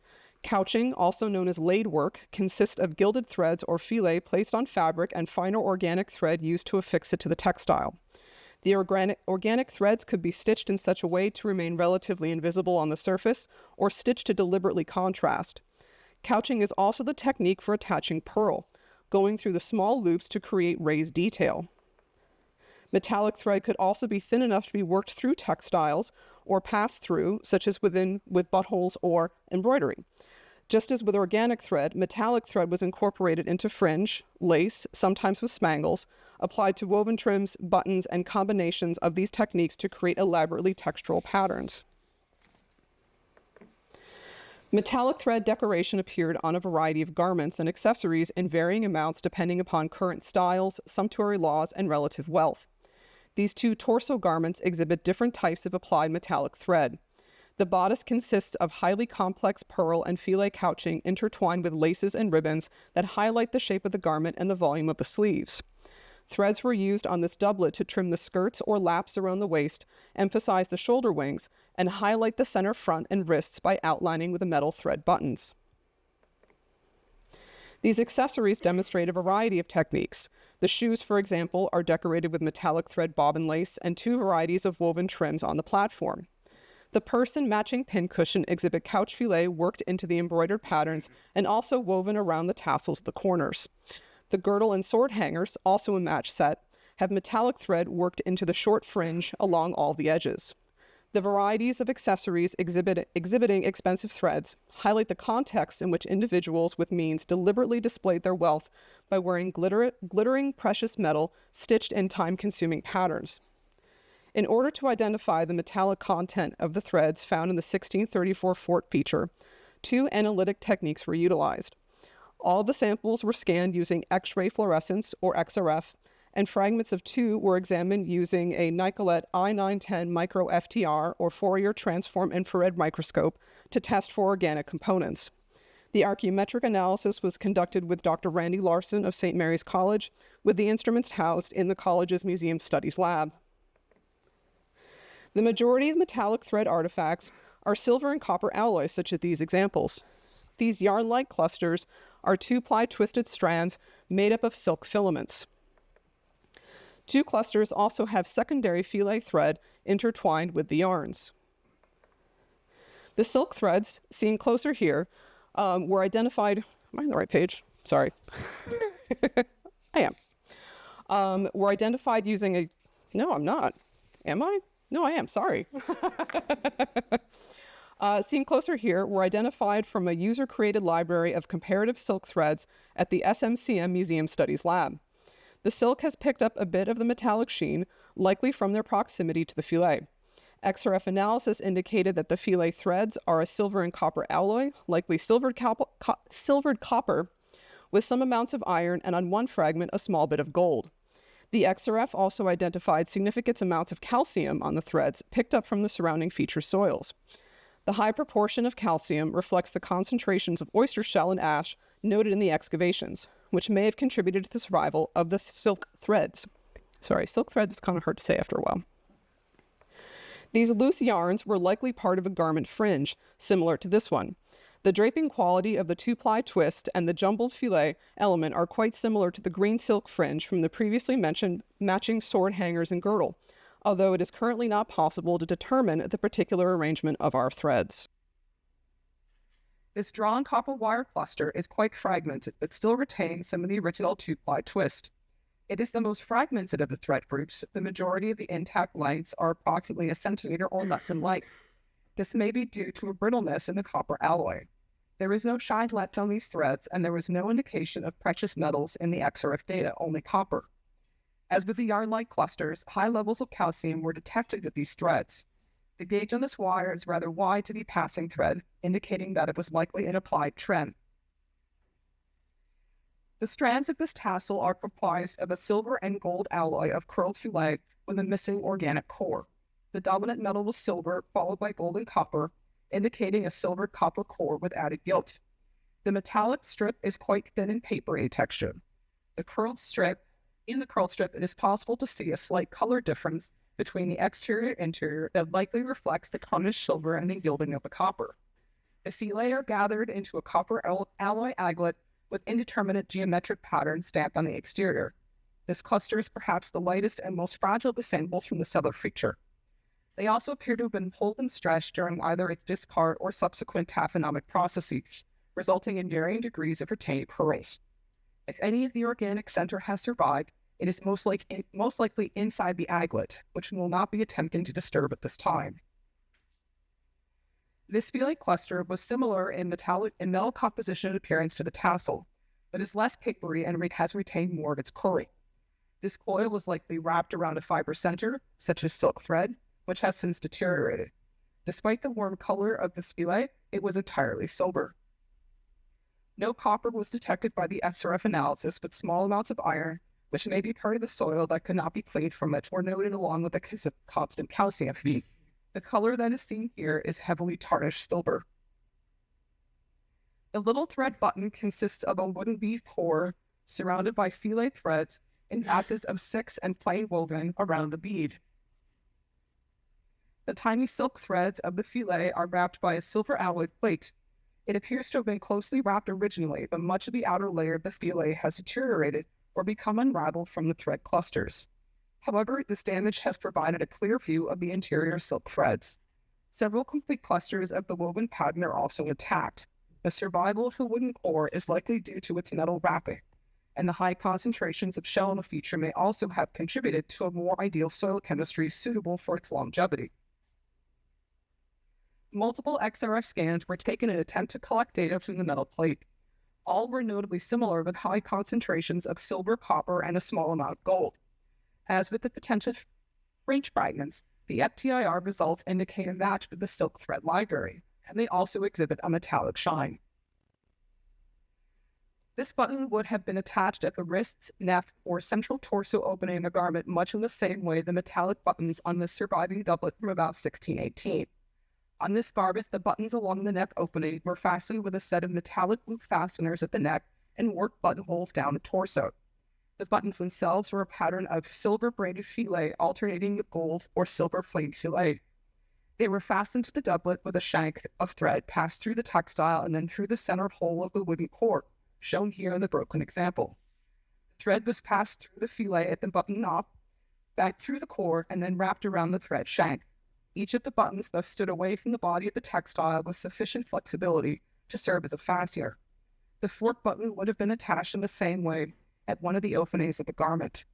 The float button is somewhat similar to one found at the Calvert site. The Calvert button is more fragmented, but also consists of a wooden core and plain woven fillet threads comprised of a copper alloy and wrapped around what are likely silk threads. This button has not been scanned yet and is in need of mechanical cleaning. Additional analysis in the original context is also required in order to determine if its survival, particularly organic threads, may also be related to soil chemistry, such as high concentrations of ash or shells, or for different reasons than the fork button. The loss of a button or two, or perhaps a tiny tassel, may have been an acceptable loss to the wearer, but the frequency with which these threads have been found in a single feature suggests a possible pattern or event and raises some intriguing questions. The thread clusters were predominantly in tangled messes, Were they discarded, detached from their related textiles? Was something or some things in particular deliberately discarded? What sort of circumstance would cause a person to discard objects that were worth so much money? If this loss was accidental, why are so many accidents occurring in one feature? And will other clothing-related artifacts enable us to determine the source of this concentration of expensive trim? Are they related to the abundance of pins found in the feature, for example? Used not just in sewing, fine pins were also required to fasten many articles of clothing, including components of one's wearing linen. These garments included articles such as neckerchief, bands, tuckers, cuffs, and caps, and in earlier decades, crosscloths, ruffs, and coifs. Pinning these garments to another allowed the wearer to move them from one outfit to the next. It also allowed the white linen to be removed from wool and silks for laundering, with someone discarding a suit of clothes or perhaps part of a wardrobe. By cataloging of this feature continues, a fuller understanding of what relationship, if any, the metallic trim has to other clothing-related artifacts may yet emerge. The presence of these metallic buttons, threads, and fringe speaks to particular sartorial choices made by mid-17th century inhabitants of St. Mary's Fort and later city. The cost of these decorations would have been a not insignificant sum to the consumer and would have required a particular level of garment care in order to preserve their integrity and shine. A person moving about within the community with conspicuous glint on the person communicated easily recognizable messages about their economic and social status. If these glints originated from military accoutrements such as sashes or sword hangers, they would have communicated similar ideas about the status of the wearer. Further analysis of the other materials and soil chemistry of the fort cellar feature may also provide us with insight into any unique soil chemistry, perhaps related to the notable levels of calcium on the surface of the threads that may have contributed to the survival of silk thread in several of these fragments. Thank you.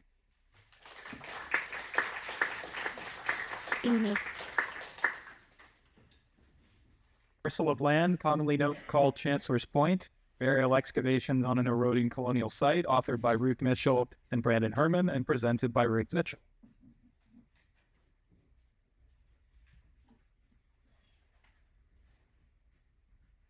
Thank you, Travis. It's hard to follow such a shiny, all those cool shining objects, so bear with me. Yeah. Exploration of a site at St. Mary's City, known as Chancellor's Point, began over 50 years ago in 1973. The archaeology team was interested in exploring a 17th century site there. By 1643, it's likely that planters Robert Wiseman and William Hardage owned Chancellor's Point. Evidence from a court case in January of 1644 states that Wiseman owes Hardage 900 pounds of tobacco for the, quote, half share of the house and plantation upon St. Paul's foreland, alias Wiseman's Point, sold to the said Robert Wiseman, end quote. Wiseman had arrived in Maryland by 1637 and was a widower with one son named John. Robert Wiseman died intestate, but this deposition, made in 1650, states that his desire was to have the estate passed to his son John. No details of his property are listed, but presumably he still owns Wiseman's Point. By the 1660s, Philip Calvert had acquired the tract. Philip Calvert was the Chancellor of Maryland, which is how the property became known as Chancellor's Point. Philip never lived on the property, but it's likely that he leased it out. In 1664, Calvert purchased the St. Peter's tract, approximately a mile and a half away from Chancellor's Point. St. Peter's freehold is where he built his large brick manor house, which was completed in 1678, and boy, would we love to dig it. He didn't live in his mansion long, as he died in 1682. And while a listing that includes his library holdings survive, records of most of his estate don't exist. And for those of you that aren't sure, he's the one that's buried in one of the lead coffins. An important clue about his ownership of Chancellor's Point is found in a 1705 land grant from Charles Calvert that reads, "A parcel of land lying in St. Mary's County, formerly belonging to our late dear Uncle Philip Calvert, deceased, commonly known and called Chancellor's Point." Years of careful study of the St. Mary's City townlands reveal a complicated exchange of properties and property descriptions. At times, portions of Chancellor's Point property were not contiguous, as you can see on the right side of this image in red. The 1705 land patent states that the property is about 200 acres of land, and the red parts of the image on the right, in fact, equal to about 200 acres of land. The green line represents today's Chancellor's Point at 66 acres. The earliest detailed map of Chancellor's Point dates to 1824 and doesn't depict any buildings on the property, but shows the land is cleared and in agriculture. The property likely remained in agriculture throughout the 18th and 19th centuries. The archaeological evidence helps us understand the property throughout these periods. Various testing projects have occurred since 1973. In addition, a shoreline survey was conducted for a stabilization project in 2000 to help stop the erosion of the embankment along Chancellor's Point. Serious erosion had been occurring, particularly along the southwest embankment of the point. Our estimate is that it's likely that the southwest side of the point has lost as much as 150 feet since the 17th century. The surveys conducted on the property suggest a large 17th century site and a late woodland period habitation, particularly along the southern portion of the site area. Units excavated in the 1970s and in 1980 yielded evidence of occupation, including fence lines and features. We believe there was a 17th century house on the site, but that it has eroded long ago into the wreck. Artifacts provide clues to the site's date. Yellow brick, ceramics, and pipe stem date ranges narrow it down from 1640 to 1680. An unusual type of material was found in abundance at the site, limonite, which is an iron ore, and it is found naturally occurring at Chancellor's Point due to the presence of a large Miocene deposit that's rich in fossils. The excavations also produced a huge amount of slag. Real fun to wash in the lab, in case you were wondering. Bits of iron, copper alloy, scrap metal, and weapon-related artifacts, including this griffin-shaped sword pommel, were recovered. The evidence shows us that the limonite was being smelted in a brewery forge on the site. This was likely in use no later than 1658. There were a number of complicated features related to the iron smelting. Several pits were excavated that were filled with 17th century artifacts, including considerable oyster shell and animal bone. I can't read my own handwriting, so I have to squint here. While excavating one of these pits, a human burial was exposed. The burial had been disturbed by an uprooted tree, and the skull was heavily impacted. Another burial was discovered a few years later, and once the team realized it was human, they stopped excavating. Since the shoreline stabilization was completed in 2001, the erosion has been fairly minimal, and the effort has been successful.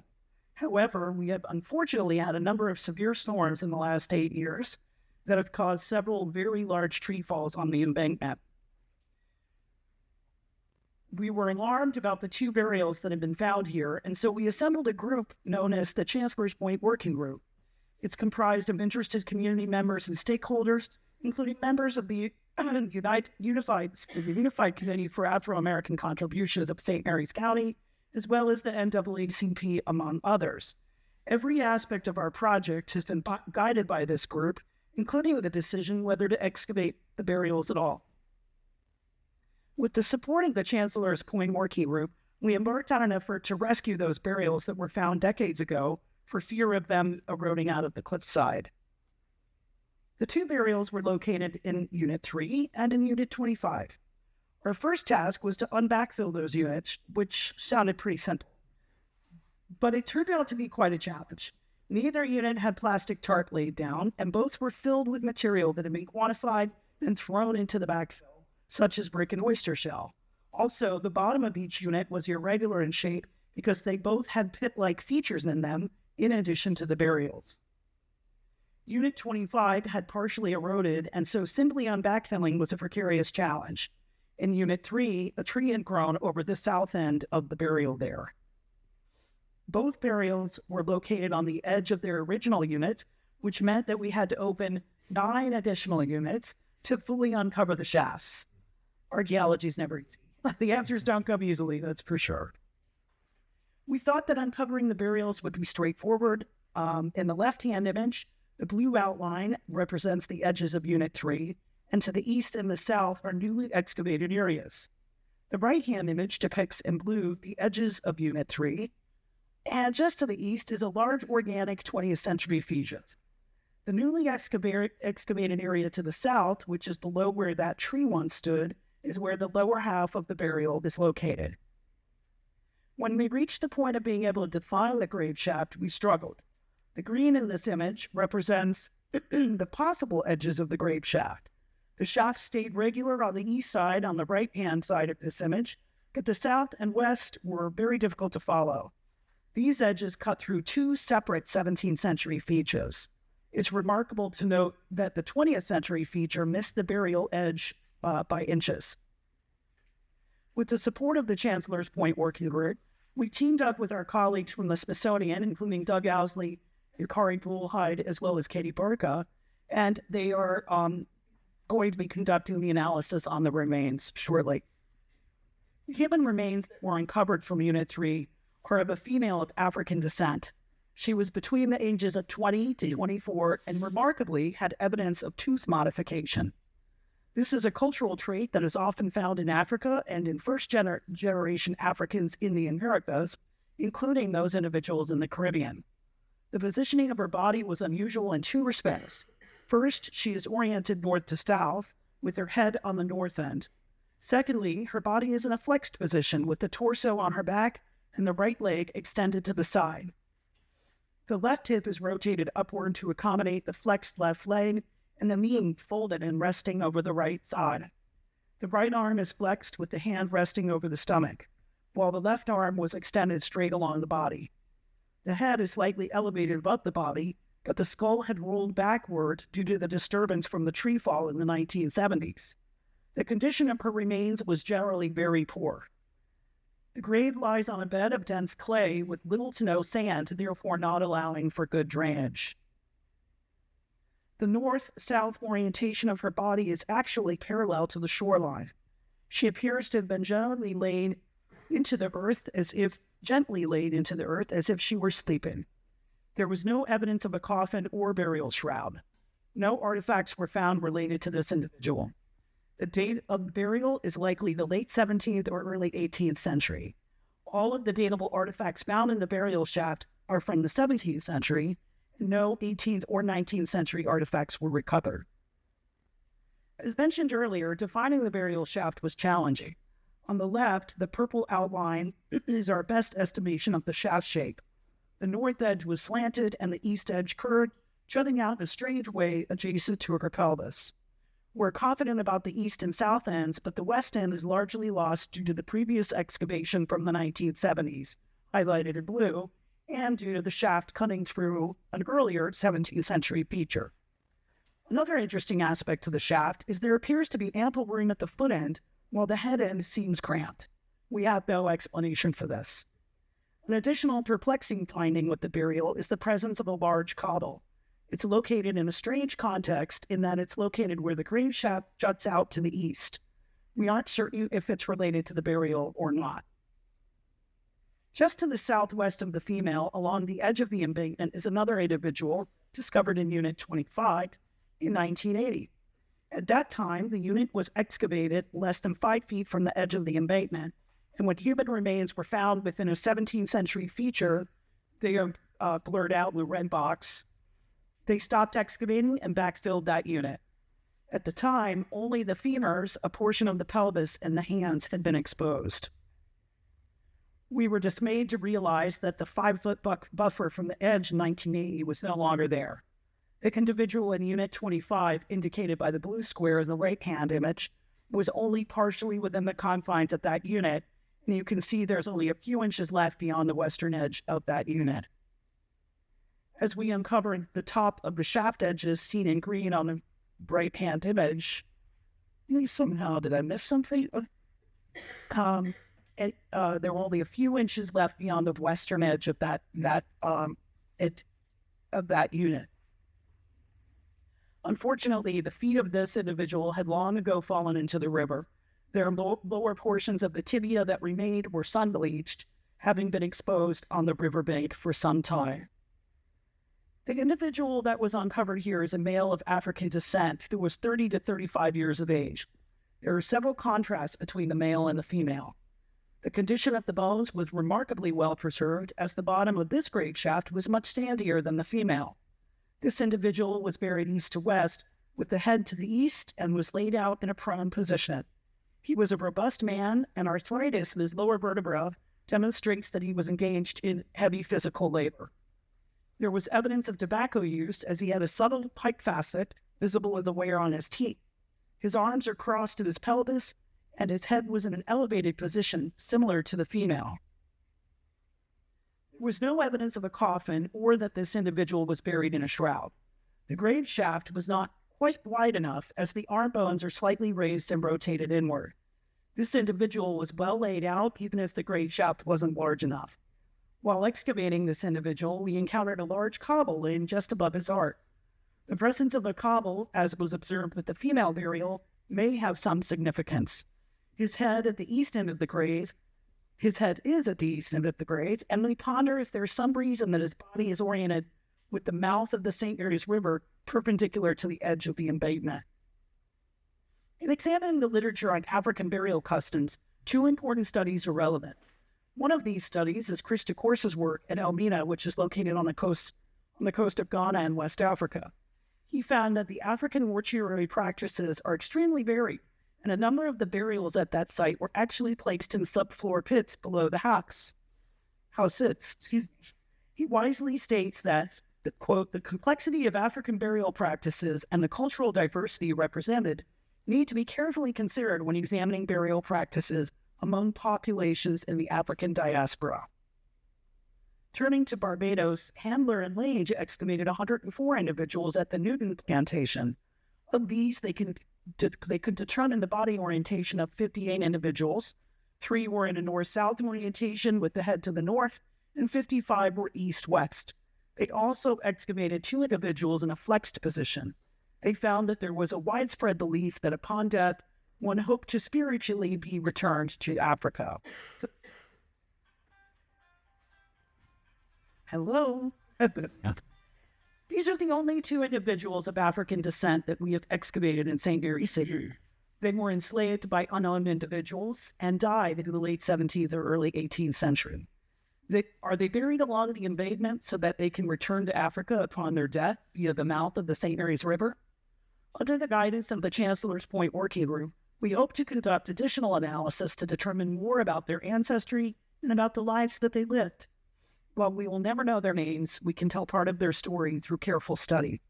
This man and woman are probably not the only individuals whose final resting place is at Chancellor's Point. As we continue to move forward with our analysis and our collaboration with the Working Group, we hope in the future to understand what the extent of this burying ground might be. Thanks. Thank you, Ruth. And last up is yours truly, with just some concluding thoughts on our evening.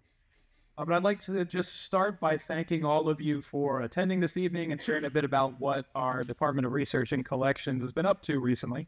And I'd also like to thank all of our presenters for sharing their work with us. And I had been formulating my thoughts in the lead up to the January session, and what really kept coming back to me was thinking about where we've come from and where we're going. And what's become apparent is that at historic St. Mary's City, those 2 perspectives, looking to our past while charting a path towards the future, are really 2 sides of the same archaeological coin. Historic St. Mary's City has been conducting archaeology on its 835 acres for more than 5 decades, and in that time, we've identified more than 300 archaeological sites spanning 10,000 years of human history. We've also assembled a collection of what we always say is around 6.5 million artifacts, but what we are coming to believe is actually significantly more than that. More on that, hopefully, at next year's presentation. But the methodologies that have been tested and refined and the insights gained from this volume of effort are really the legacies upon which we are adding new analytical techniques, new interpretations, and new perspectives. Now, after the formation of the Historic St. Mary's City Commission in 1966, the museum's first sponsored excavations took place 3 years later at the John Hicks site, a circa 1725 to 1750s plantation owned by Hicks and worked by 19 enslaved Africans. Throughout the 1970s, HSMC archaeologists investigated the St. John's and Van Swearingen sites. The former was the 1638 home of Maryland's colonial secretary, John Lugar, and the latter was an elegant private inn operated by Dutch immigrant Gerrit van Swearingen. In a trend that carries across the HSMC landscape, Van Swearingen's inn was reconstructed and filled with interpretive signage in 2008, while the St. John's site was built into a museum structure and interpreted with partially reconstructed elements and gallery exhibits. Another major area explored for the first time in the 1970s was the site of Chancellor's Point, which featured significant evidence of early colonial ironworking and the remains of two buried ancestors. And the paper by Mitchell and Herman illustrates how recent rescue archaeology at the site has yielded new insights into the 17th century use of the site, along with new partnerships that will shape how HSMC develops and interprets Chancellor's Point moving forward. In the 1980s, HSMC focused on defining the colonial capital's urban layout through NEH-funded excavations at the city's core. Allow me to emphasize that it was through funding from the National Endowment for the Humanities that led to our understanding of what the core of the city looked like. That is one of thousands of projects conducted over the last 40 or 50 years that have contributed meaningfully and significantly to our understanding and public interpretation of American history. The NEH is essential. This work identified 4 key buildings arranged around a central square, 2 of which were subsequently reconstructed to our best approximation of their 17th century appearance. The third was marked with a ghost frame, and the fourth, shown here, the Leonard Calvert House site, was interpreted with reconstructed brick ruins. Palimpsest of 10 millennia of human occupation, and the subject of nearly 20 years of field school excavations, 3 doctoral dissertations, and numerous articles, chapters, and papers, it is somehow both astonishing and not at all surprising that the Calvert House continues to shed new light on life in St. Mary's City. Papers by Coogan, Perl, and Crawford, and Arrowood et al. Have shared some of these details about Indigenous occupations at the site, along with the 17th century development of the house's architecture and its surrounding landscape. In the 1990s, HSMC shifted its focus to the late 1660s brick Jesuit chapel that marked Maryland's unique foray into religious toleration. Excavations in and around the chapel foundations resulted in the disinterment of nearly 60 individuals buried in the 17th and early 18th centuries. These efforts brought HSMC and the Smithsonian Institution's biological anthropology team together for the first time to learn from the bones of our colonial forebears, culminating in the excavation of 3 lead-wrapped coffins containing members of the Calvert family. The news generated from this project helped to drive the campaign to reconstruct the brick chapel, which opened in 2009. However, the timelines of state projects can sometimes be attenuated. HSMC quite recently celebrated the completion of the chapel exhibit about 2 weeks ago, more than 30 years after this project began. Much of the 2000s was dominated by a return to the St. John's site prior to the creation of the exhibit at that site. It was also during this decade that the Van Swearingen and chapel reconstructions opened to the public. More recently, our attention has turned to the site of St. Mary's Fort. Rediscovered via a 2018 geophysical survey, whose targets were based on a 1984 Phase 1 survey, the fort represents the earliest moment of colonial settlement in St. Mary's City.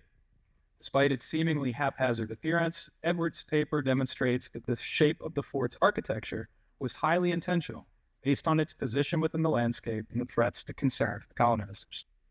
The paper by Davis et al. Is a sobering reminder that the dangers faced by the Maryland colonizers were particularly acute during those early years in St. Mary's Fort, when the specter of injury, sickness, and death loomed. All of the fieldwork conducted since the museum's beginning has, of course, produced a robust collection, one that has moved locations multiple times and been subjected to an assortment of management tools of its life. Ogborn took advantage of the broad span of the collection in her paper, which combined metallic threads recovered decades ago at the Calvert House site with those found last year at St. Mary's Fort, actually 2 years ago, to broaden our understanding of decorated garments. This overview of HSMC's archaeological work since the early 1970s is by necessity incomplete. It leaves out CRM projects of various shapes and sizes, programs to introduce reconstructed landscape features such as fencing and orchards, and other exhibit development efforts. My hope is that it does convey the legacies upon which the museum's current and future work are based. 5 decades of data collected using a consistent methodological framework has generated a vast body of comparative material while providing a greater understanding of what the archaeology of the 17th century Chesapeake looks like. The papers in this session make evident the value of an iterative approach in which sites are excavated, analyzed, and then returned to over the course of years. Each fresh look provides a chance to re-examine and reinterpret the narratives that we construct. Now, even as we revisit sites and collections that first emerged earlier in the museum's history, we continue to identify new directions for research. In 2022, HSMC began transitioning its collections into a rediscovery digital database, and we are currently in the planning stages of implementing, for the first time, a site-wide geographical information system to manage our data spatially. These efforts are exciting and a long time coming, and they're also yet another example of some of the challenges that many of us share as archaeologists in grappling with legacy data that's collected and cataloged in an analog world while working in a fully digital one. HSMC is also moving towards a more community-driven approach to its study of the past. One manifestation of this shift has come in how we design exhibits. In 2018, HSMC convened a group of leaders and stakeholders from a cross-section of the local community to hold a landmark listening session. In this session, community members spoke of their appreciation for the history of our region, but also of how HSMC could do more to reflect its constituents and the issues they value in its exhibits and programming. Many of the participants in this listening session remained active with the museum as we began crafting a flagship exhibit for a new visitor center.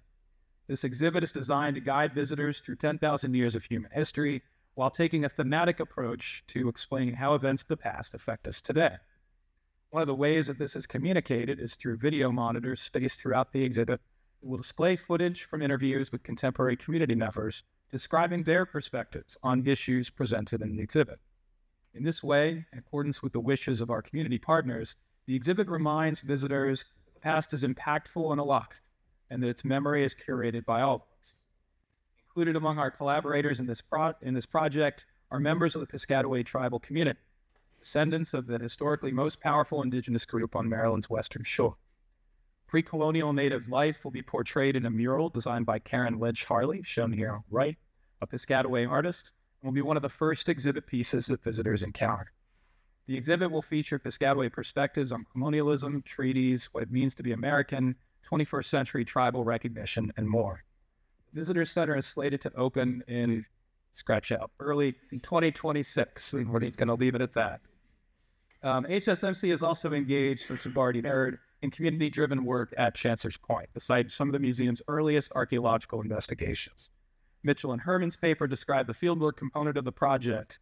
It began in 2021, when following the realization of threats to buried ancestors, first identified in the early 1970s, HSMC reached out to leaders in the African American community to seek their help in determining a way forward.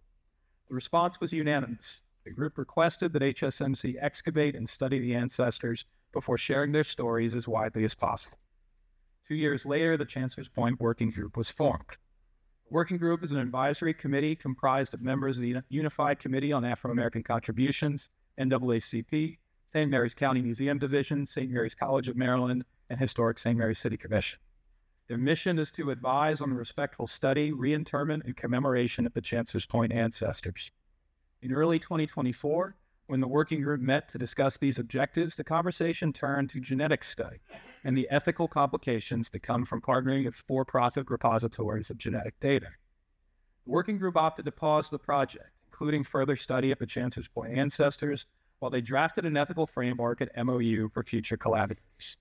After nearly a year of work, this document has been complete.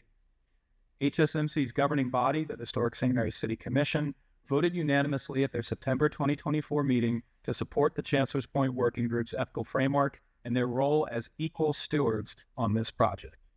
In 2025 and beyond, and let's say 2026 and beyond, and 2027 and beyond, we will continue to partner with the Chancellor's Point Working Group to help them execute on their vision.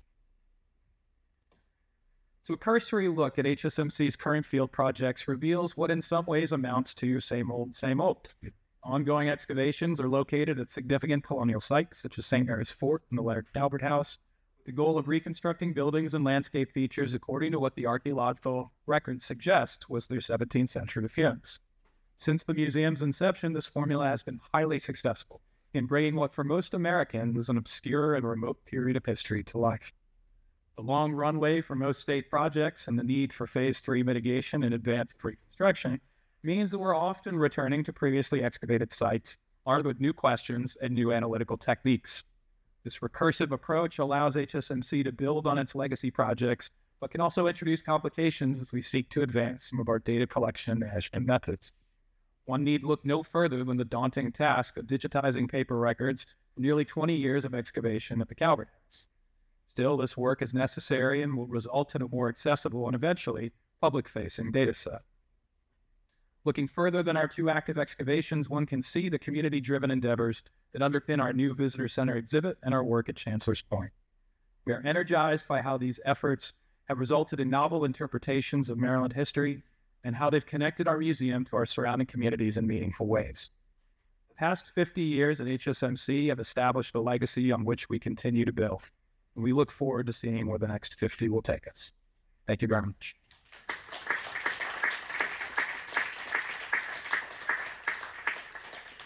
So thanks so much for coming out tonight to hear 8 different takes on research at St. Mary's City. We know it's getting late into the evening, but all of our team will be up here to answer any questions you might have. Please feel free to come up and chat with us, or feel free to get on the road. I know how it is. But thanks you again for coming, and thanks to all of our presenters. Thank you.